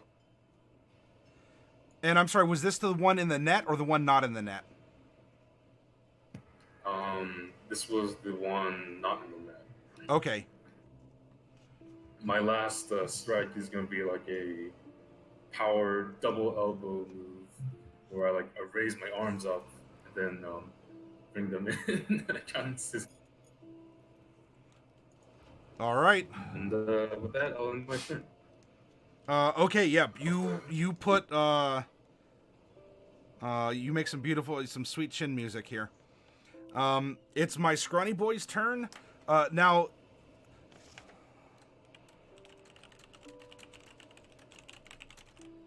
okay. I have a net on me. Does that give me disadvantage? Do you know offhand? You are restrained I'm restrained. Okay, so I can still attack. But at disadvantage. but I'm at okay. Or I can just try and get out of the net. And then it's a strength check, or you can deal slashing damage to the net. Okay, he is going to slash because he has daggers. He's really good with them. He's gonna make. Is it nominal like 5 points of damage or something or? It is exactly. It's 5 specifically slashing damage. So actually, daggers wouldn't be able to do it unless he has a slash and move. There is the one that deals the lightning as well in the same attack. Okay. Okay, so he is going to be able to. Though the first one is a dagger that would hit. But he's spending his time and all the rope just kind of falls away and you see some of the lightning arcing as he's like the two daggers are kind of sparking between each other. And as well the rope cannot have a reaction until the end of its next turn, just so you know. However, the second one is going to turn and is going to look at June, who just put who just put a hurting on him, and is going to. I don't mean to. Doesn't he get disadvantage on that attack because he's restrained to try and? Oh yeah. So I'm gonna roll an additional 3d20. I'm sorry, we just talked about that too. And then we're gonna apply the same order as the disadvantage. So let's see. Hey. Does he actually? I think he still gets it. It's a 10. Yeah. So he'd still get it on the 8 and the 17, which and both those deal the lightning damage. But hey, good call and thank you for reminding me. Being called on that is absolutely fine. So the other scrawny boy is going to turn and is going to initiate the initial shank against June. And that is going to be a 15. Or does that hit you? Yeah, that is. All right. And that is going to be 2 piercing damage. And then there's going to be 2 more that now that he got the first one, it's going to go and he's going to try and create this electrical arc. And each of these are going to be at a +2. Does a 13 and a 17 hit you? 17 hits. Okay. I'm like, hey, yo, man, using weapons is cheating. That's gonna be 5 points of piercing damage, and then you're gonna feel a little tingle with 6 points of lightning damage. And those are my scrawny boys. It's now over to Equam. So there's so who has somebody next? That you can see, there's one of my heavies that's trying to bash at a cup. Everyone else is on the other side of the ship to you. And I don't know if you can count maybe you can count the construct as an ally. Do you know if that magical construct counts as that, or? I don't. It'll be up to you. I think it's a creature because it has HP stats. Yeah, it's got a stat block. Okay, so yeah, it's under the control of an ally, and it is sufficiently distracting, this thing that should have destroyed it on the first round and isn't. So sure, I will say there's an ally next to my heavy that's still trying to bash this coffee cup. All right. So I am going to shoot at the heavy again. Sure. Ooh. That hits. And Jeez. 26. My goodness. Oh, rogues. Yeah. Oh, rogues.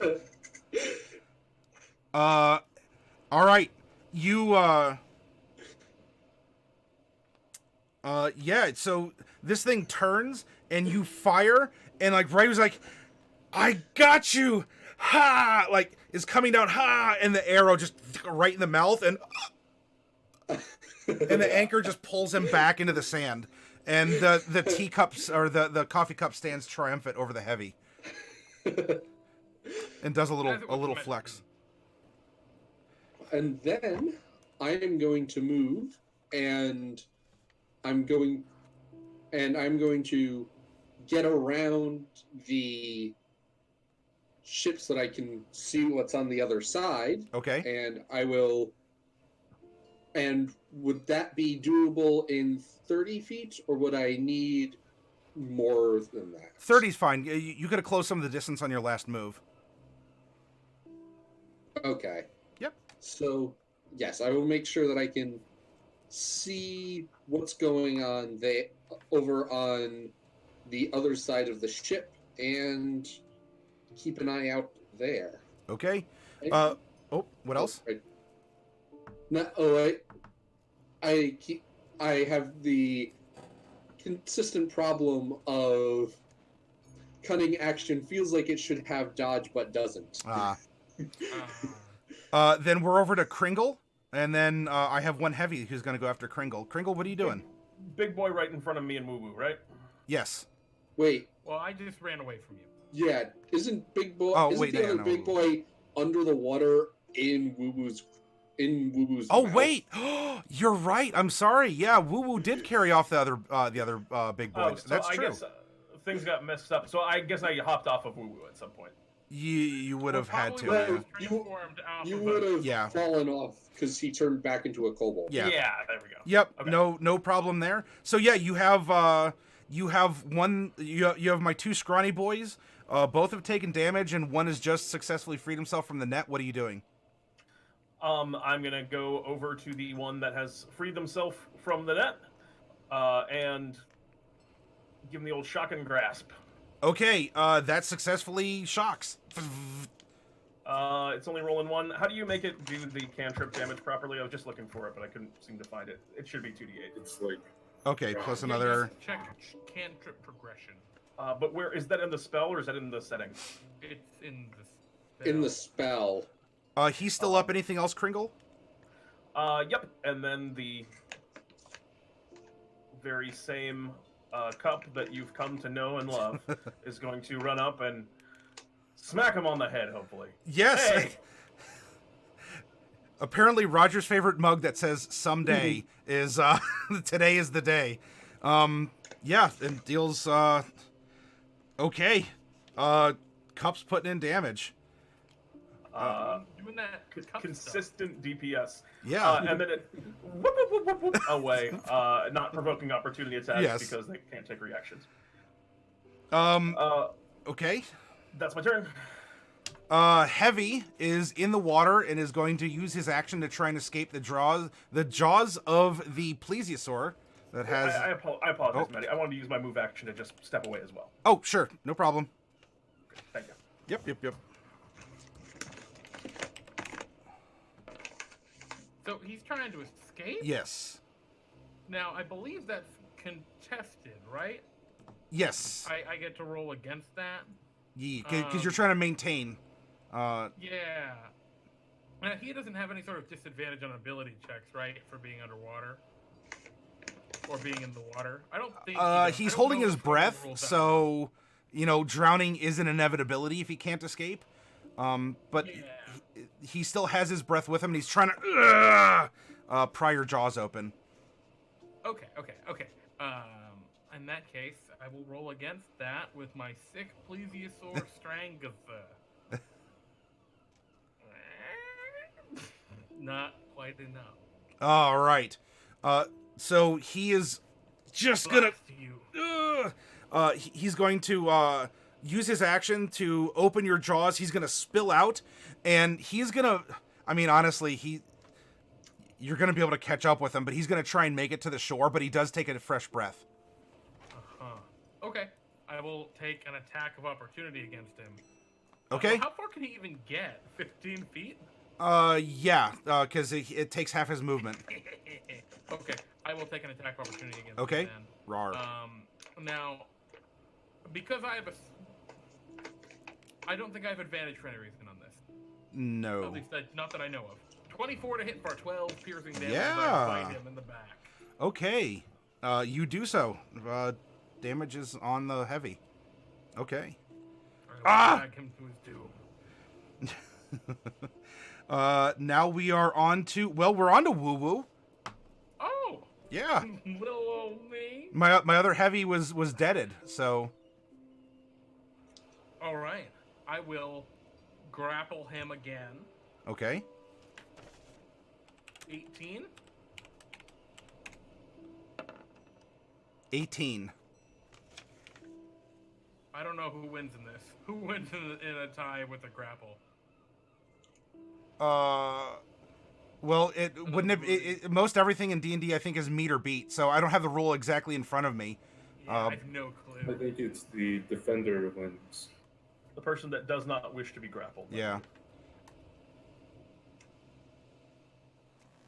So he kind of turns to get his anti-collapse armor up, and you come down and just your teeth clang off. Okay. All right, that's all I got. All right. And now we're gonna come back up to June. Okay. Let's see. Let's see. Who do I got left around? There are two scrawny boys that are close to you, and there's a heavy that's in the water fighting a plesiosaur. But Is one of them still restrained? No. The net has been cut up. I believe I was facing off against one before. Okay. Yep. You want to lay into it? Yeah, I'll lay into it. I'm gonna pull out the big gun. AKA start kicking. Okay. With my yo-yo. Pew pew. Go ahead and roll him.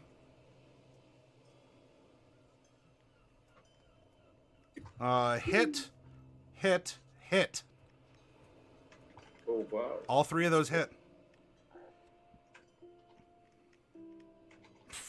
All right, consistent damage. Yeah, I do that like Street Fighter, the big, really fast pookie kicks to the chest. Definitely not looking very good as you're hitting with fists. He's gonna try and turn around and hit with daggers because my scrawny boys are going next. So I have one scrawny boy on you, June. So we're gonna go for the initial opener, and that is going to be 12. Isn't gonna do it, is it? No. Okay. Whoop. Uh-oh. And wow. All right then.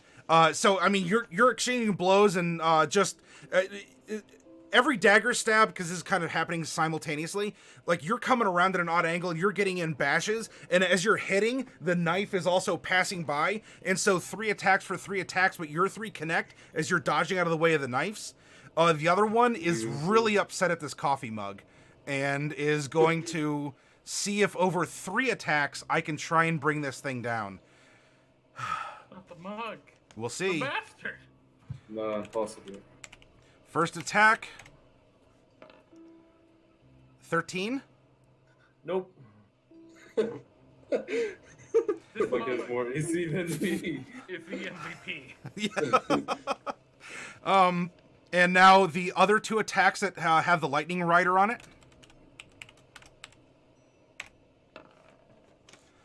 Oof. Well, All right. Woo! I think the mug is dead. Do you have any actions or anything that you can do to intercede or interrupt this? I can be sad about it. Okay, that an appropriate reaction. I'd like to cast Absorb Element. So this one just goes gotcha, and the 2, like the one dagger comes in and catches it through the handle, and that allows it to come down and go for. I mean, it would be like a strike right down through the head, and unfortunately, you just hear the ceramic crack. It does technically have health. Oh, it does. Oh, Yeah. Okay. It's got 8 health.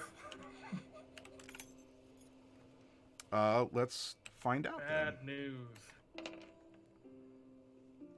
Okay. Well, all right. There it is. It had. I would give a ceramic mug resistance against the lightning, but I think the piercing alone gets it. So he scoops it up and comes through, and you just see Kringle, its poor little mechanical legs kind of, and he's holding the mug, like he's holding the mug on the dagger. You know, it's like this, and the mug is just sort of like swinging lifelessly on it, and looks over to you and just like, next, you're next. And Kringle goes, "Oh man." Like he makes these all the time, so he's not like emotionally distraught that the cup's gone, but he is kind of like sad about it. What's the cup made of? Ceramic, he said? Yeah. Okay. Equam, then Kringle. Got indestructible cups. Okay, so the one who just murdered the cup friend does not have anyone, Correct. any other ally in But melee? June is next to the other one. Okay. I'm going to shoot the other one. Okay, shoot. Absolutely hits. Jeez. 21.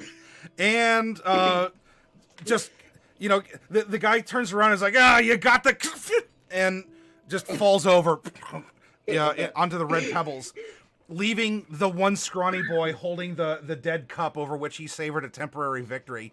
As it is now Kringle, it is your turn. He is the only... Next. This is the only fool left. Yes, this is the only fool left. All right, Kringle Okay, is going to cast he a sees- chromatic orb at him. Unfortunately, that will not do it. There's more than an Alright. 11 AC. Pew. That is my turn. Okay. It is my big boy's turn. He's... Oh, jeez. Still 15 feet out to sea.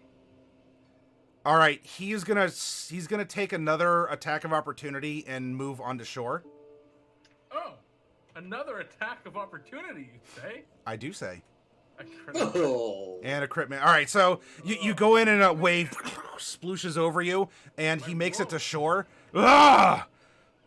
And just he's soaked and very upset. And that was his turn. Now we go to Woo That's Woo. only, it was technically only his movement to get to shore. Oh yeah. So he'd use an action to dash. So he'd actually be. So he's going to. He's moved up, and he is now. He is rushed up behind you, Kringle. However, he used his action to do so. There you go. There's a plesiosaur behind him, and it's the plesiosaur's turn. I will beach myself like a killer whale coming after him. So that's 15 feet in the water, and then I've got 20 feet left of land movement. So I will pull myself 20 feet forward. Okay. And then I have 10 feet of reach. So yep, you can snap him. Yep. And I will snap him, like a killer whale. All right. Now he's got someone adjacent to him now, right? He ran up to someone. Yeah, well, he is adjacent to Kringle. Yes. What a fool! I attack with advantage. 21. Okay. Yeah, that absolutely hits. It's not sunny out, right? Because I think I still also have sunlight sensitivity. No, it's. I mean, this is showing sunny skies, but it's winter overcast.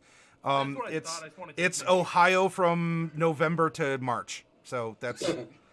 Yeah, it's. All right. So 21 absolutely hits. So Kringle, there's a sploosh, and you just look up as you see this guy just has an anchor that he's getting ready to drop on you, and then a bigger shadow behind the big shadow that overshadowed you, and you just see a plesiosaur mouth come down and deal 15. and he's still up, but he's taken a big chunk of damage. June, we're over to you. You have a scrawny boy and you have a big boy. What are you doing here? You can choose one or the other if you wanna. Well, will the scrawny boy attack me as I run over to the big boy and jump onto? No, because you were not in melee with that one. All right, I will come in with a flurry of on big boy. Punches on the big boy. Okay. So use my action to attack. Hit.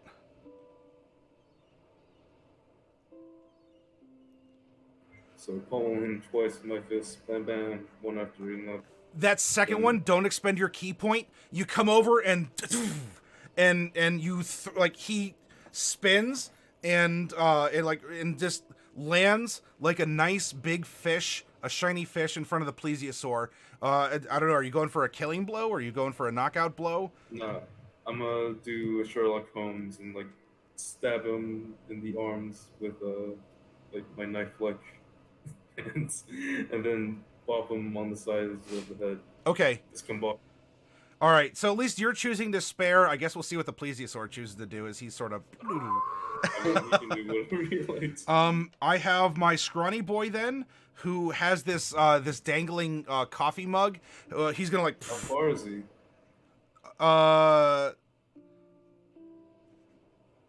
Oh shoot! No, you would have. You still have movement. Never mind. No, you can continue. You can flurry on scrawny boy. Never mind. Yeah. Go ahead. I'll do it from 5 feet away because this whip has reach, baby.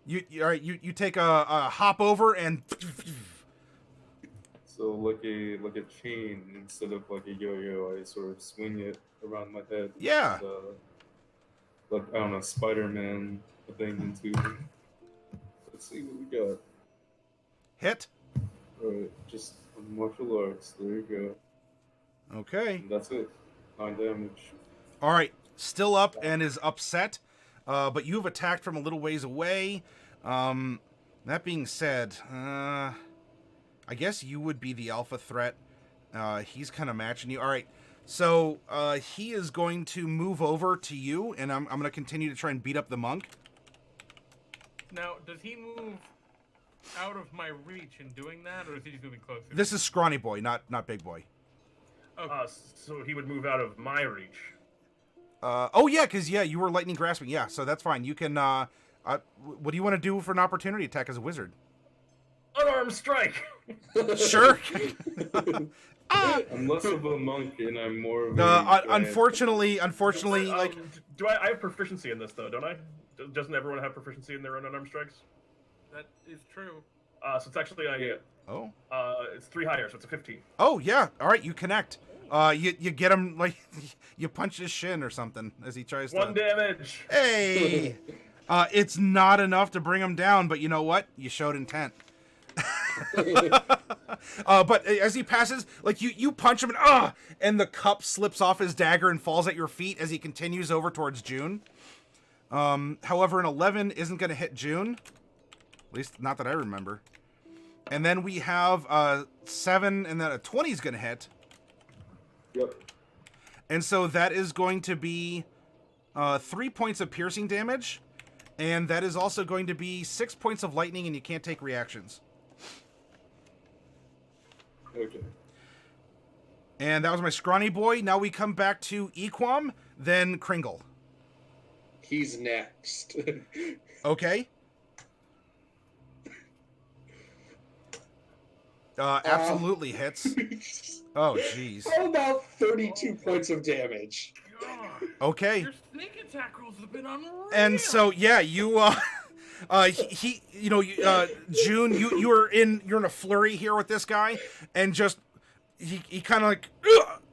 And you just see the tip of an arrow protrude through, and he sort of like falls, if you want to catch him or if you want to like flop out of the way, but he just folds forward. And this would then leave, Woo Woo, it's your choice. You have an unconscious heavy in front of you. You can drag him to the depths, or you can spare him. I would like to use my large creature plesiosaur strength, which means I can lift weights up to, what is it, 15 times your strength score, but then it's twice as large because I'm a large creature. So like up 30 to times 540 pounds. Okay. And that's just my normal carrying capacity. Forget about my drag weight or anything, but I want to go and start sifting through this debris looking for the okay. zoo zip. And I will go for like the biggest piece of like debris that I can to shift over in search of this floret. I don't have keen senses anymore, but I am proficient in perception, even as a plesiosaur. So I will go looking. If seaweed could bleed, I would be bleeding. Then what would we're back to narrative time. Do any of you want to dispose of the unconscious heavy, or do you want to just tie him up? Do you want to just make sure, I don't know, you move him up down a ways? I And just murdered some random people. So. Yeah, I mean, just you leave did him. sneak up on treasure hunters and murder them, so Day in the life of a Bartholomew's adventure. I think we just like. Nobody. I think Equam just kind of pushes the bodies into the water. Why do you think I had a disguise? okay, well all right, you're dispatching the other heavy? Yes, the heavy and the scrawny boys and the heavy eventually. Sure. Just getting pushed into the waves. If the heavy wakes up at some point and decides to try to swim, he can swim. But I'm not like killing him and shoving him into the water. I'm just shoving him into the water. Just to drown, you know. Kringle, you sound apprehensive to this. I mean, he's outnumbered. He'll go with the flow. I mean, Kringle's like an 1-to-1. Kringle's an easy sell. That low strength does make you an easy pushover. Yeah. Also, just his Your weapons personality on is the such arm was that cold. if someone else says something, then Kringle will be like, I guess that is what we're doing. Even though he doesn't like it. So. All right. So, taking your time, as there's no one here to harass you any longer, except just the sweet sound of silence. But there is the cold of the there's the cold of the waves, and the wind that's still coming up. It's not as cold as it was back in the city, though. It still is. It is still as frosty, and you do find a plaque that we'll just say that your plesiosaur senses still do give you a Florin signature here. And you find a piece of wood among the rubble, and it does appear to be very elaborate. But it is it's worn, and it seems to be missing some kind of like some paint on it. and you are getting, And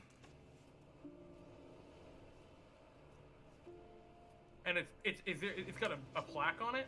yeah. So it's a nice piece of wood, and it has has some carvings in it. And Is it like a wooden plaque with like a metal thing on the front? We'll say there's some metal accents, yes, but it's just a nice piece of wood that maybe it hung up somewhere, Okay. you know, as decorative, and you are getting, what you see is the following. Are you gonna show us the thing? Oh, We I'm sorry, yeah, if Oh, you scroll down. yeah, you got to scroll down because I'm drawing it. Dry. I see Ooh. it. Oh no, is this a puzzle? Oh yes, it is a puzzle. A puzzle? I love puzzles.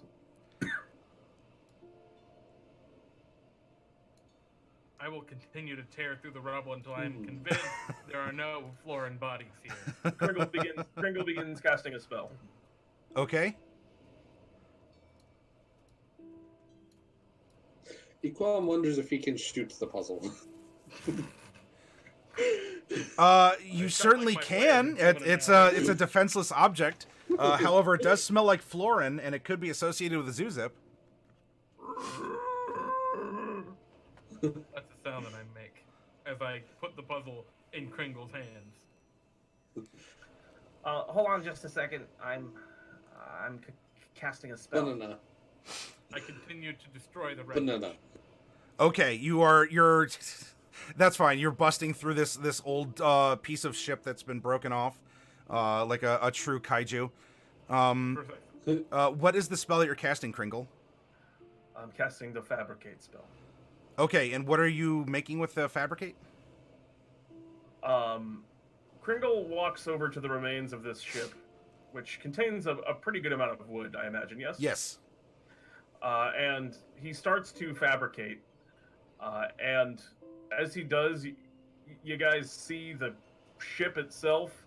It just starts to like rattle a little bit, but he's mostly just kind of drawing it. And as he finishes it, because it takes a while, 10 minutes, all of a sudden, the second the spell ends, it just seems to continue with a life of its own, and bits of the ship kind of break off and start kind of shattering. One of them kind of like lades itself and forms like a perfectly smooth and rounded plank, and they start to fit together in the shape of a massive toy soldier with the kind of like roping and nets and sails forming something like, you know, simple clothes upon the outside of it, and a big massive club in its hand topped with what would have been the steering wheel of this ship at the end of it. Like a big old, like a nautical nutcracker kind of a thing. A big old nautical nutcracker, Okay. I make. And then you see him take his ring of telekinesis, and you see some of the joints start to move and bend, and it just reaches down and picks up Kringle. Very good. All right then. So while this is going on, we have a plesiosaur that is now sad because it can no longer I don't know. We could have a fight between the nautical nutcracker and the plesiosaur. Equam, you're wondering if you could shoot the puzzle. You can. And June, what are you doing in this regard? You have a Pacific sticker Rim 2 collection. was really low budget. You have a sticker collection. This kind of reminds you like a sticker collection like page, because you have empty slots and you do have 4 different symbols. Now they're not stickers, but they do appear to be painted on. Ignore the banana. That was just drawn there. Okay. Oh, okay. The banana was not part Correct. of The the puzzle. banana is not a part of the puzzle. Okay. I as a- thought it was. I was very confused. I was like, oh, I get it. Oh, no, I don't get it anymore. As a first sort of test, Kringle's going to take a prestidigitation cantrip and make some sparks and generate some heat and just touch it to the part of the board where the fire is. Okay, nothing happens. I mean, besides what you expect it to happen. Yeah. Do the pieces like slide and move around, or? No, it's an empty grid, but it does appear to be fixed. Okay. And it looks like in the blank spots there could be things. Yes, there Like could be there things. Could be stuff in here. Correct. Four of the squares are filled in with these symbols. The others appear to be blank. Does anyone have a way to, like, etch something into this wood? Is it made? I mean, does anyone have a way to etch something into wood? Kringle has a way to etch something into wood. He takes out his tools and begins. And Kringle says, I think I have a pretty good idea. I've seen puzzles like this before. Want me to just give it a shot? One fin up. I don't think that I have any issue. Okay. Vaguely reminds me of something I've once heard of known as the Sudoku. Yeah, exactly. That's where I was headed to. That being said, Equam, do you want to stand between 30 and 120 feet away from him while he's doing this puzzle?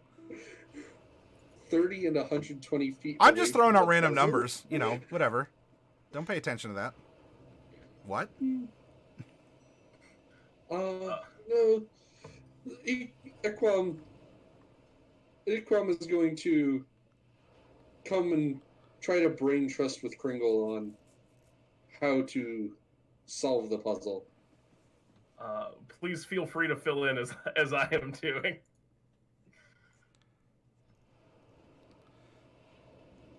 But Kringle begins the Banana. Oh, all right. Stop right there. No, don't erase it all. Don't do this to us, Matty. Who put the banana there? I don't know who I put don't the have any banana. arms. It wasn't me.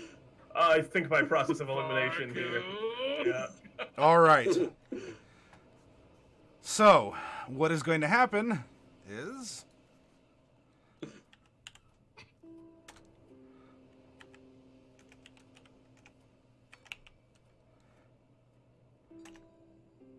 I'm glad you guys have done Sudoku before. I would have never. June, you are going to take...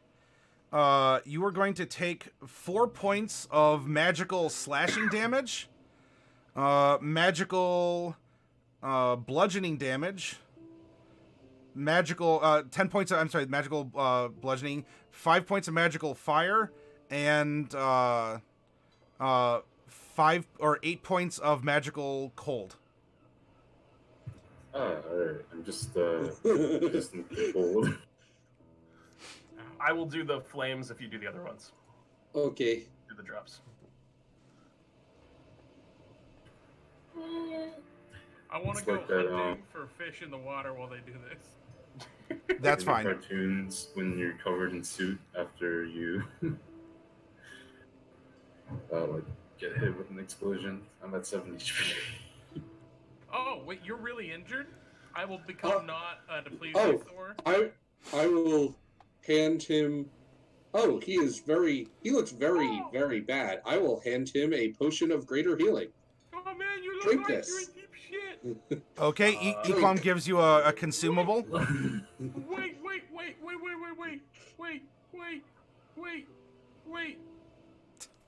Waiting. Wait. I would like to invoke the Winsler's Ring, and I would like to use it to cast Healing Lord and make myself a Healing Lord. Daddy, how does this work?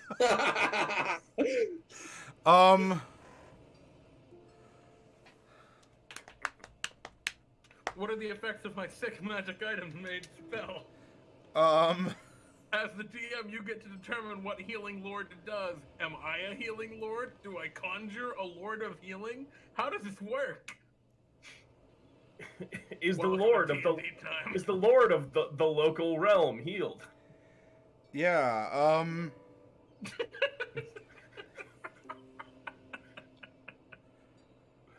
This is the kind of stuff we have to deal with on the regular. No, I completely I knew what I was getting into. I appreciate the challenge.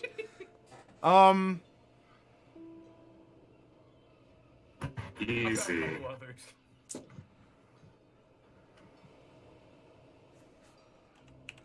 Do you want high or low? Woo woo. I always want high. You want high. All right. Yeah, always. Actually, wait. Okay, Woo Woo. You become a healing lord. And what I will say is that all of your healing spells can add what you normally add wisdom. You can add twice your wisdom to any heals until the start of your whatever your next long rest is. Heck yeah, I'm the healing lord. As well, you have two kind of glowing phantom arms. As you yourself have not healed per se, but you have a magical semblance of what your arms would be. Now, Matty, does that apply to good berries?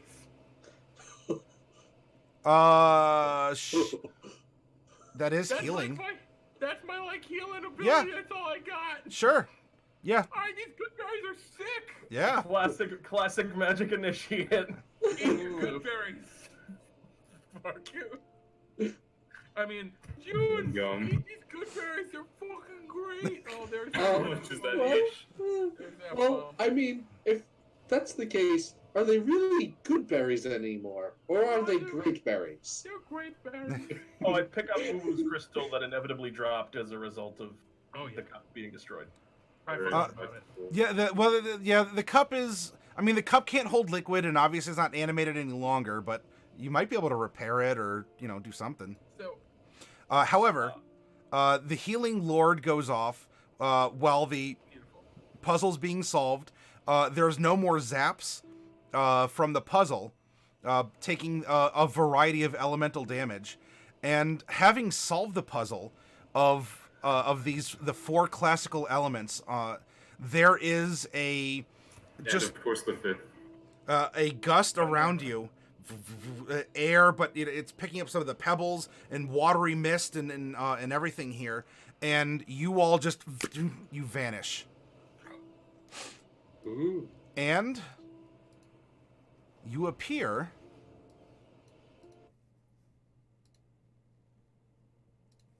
on Dinosaur Island. Do, do, do, do, do, do, do, do.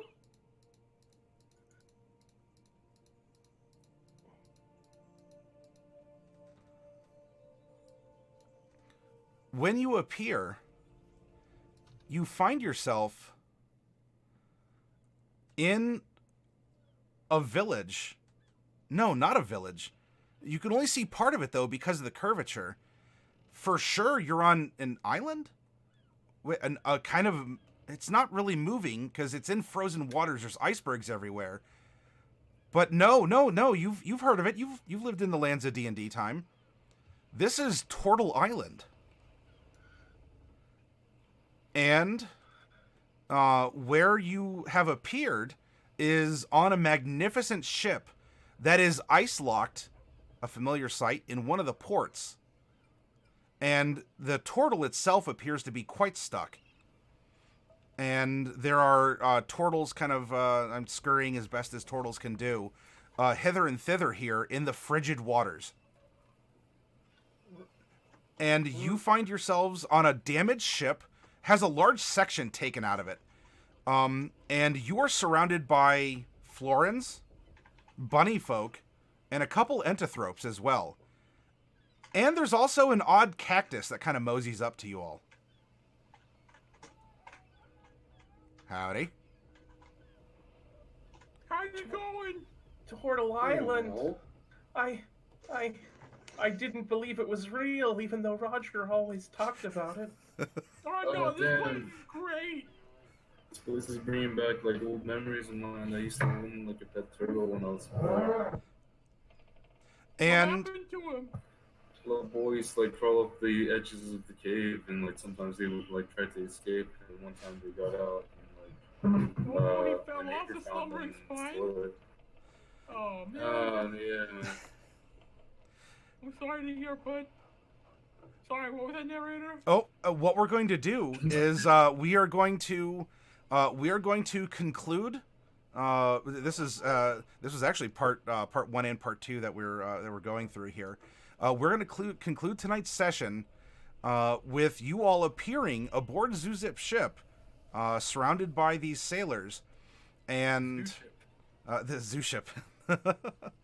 And from here, we'll pick up with what they say and do next. However, the crystals that you have gathered all emit a flash, and you feel an energy go through your bodies, and you all do feel re-energized to the extent that you are all level 9 characters, having suffered through the combats and the exploration, the social encounters, and all of this. And you are going to begin this next session as level 9 characters tomorrow night at 9 o'clock Eastern. New spell! Woo! I also get a new spell. I can run on water and walk on wall. I can always do that. I have Ring of Water Walking. I mean, That's my other magic item. I Be like, hey, Mark, the next thing you can do there. So now my boat feels sad.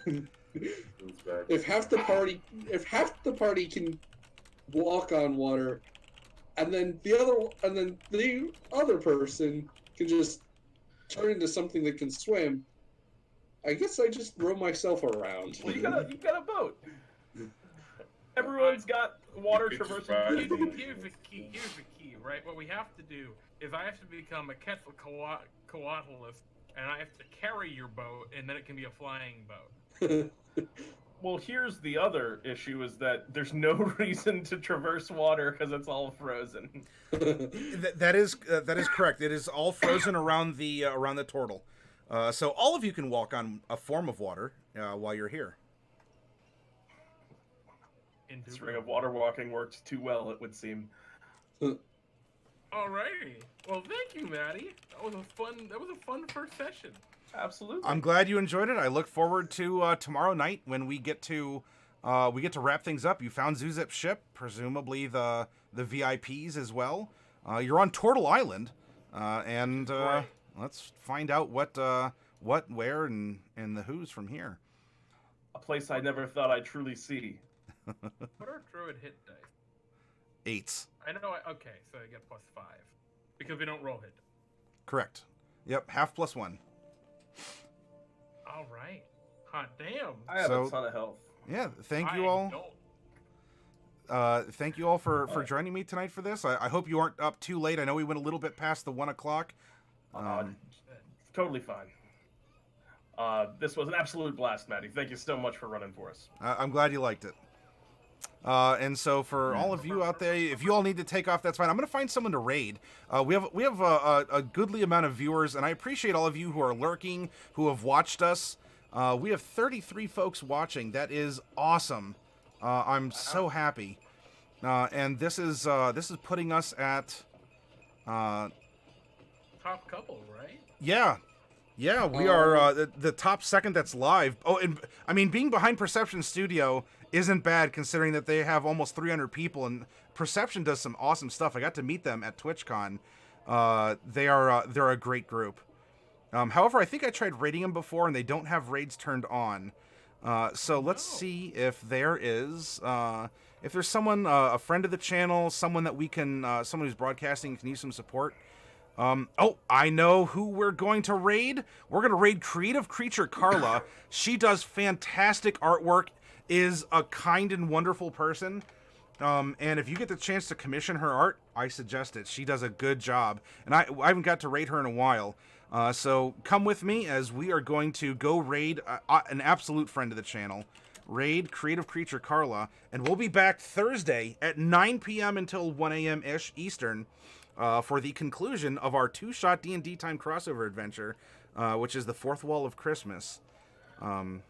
Which is either tonight or tomorrow night, depending on your time zone stuff. We'll presume the most convenient one for this Wibbly-wobbly, statement. timey-wimey, etc., etc. In about 20 hours. There we go.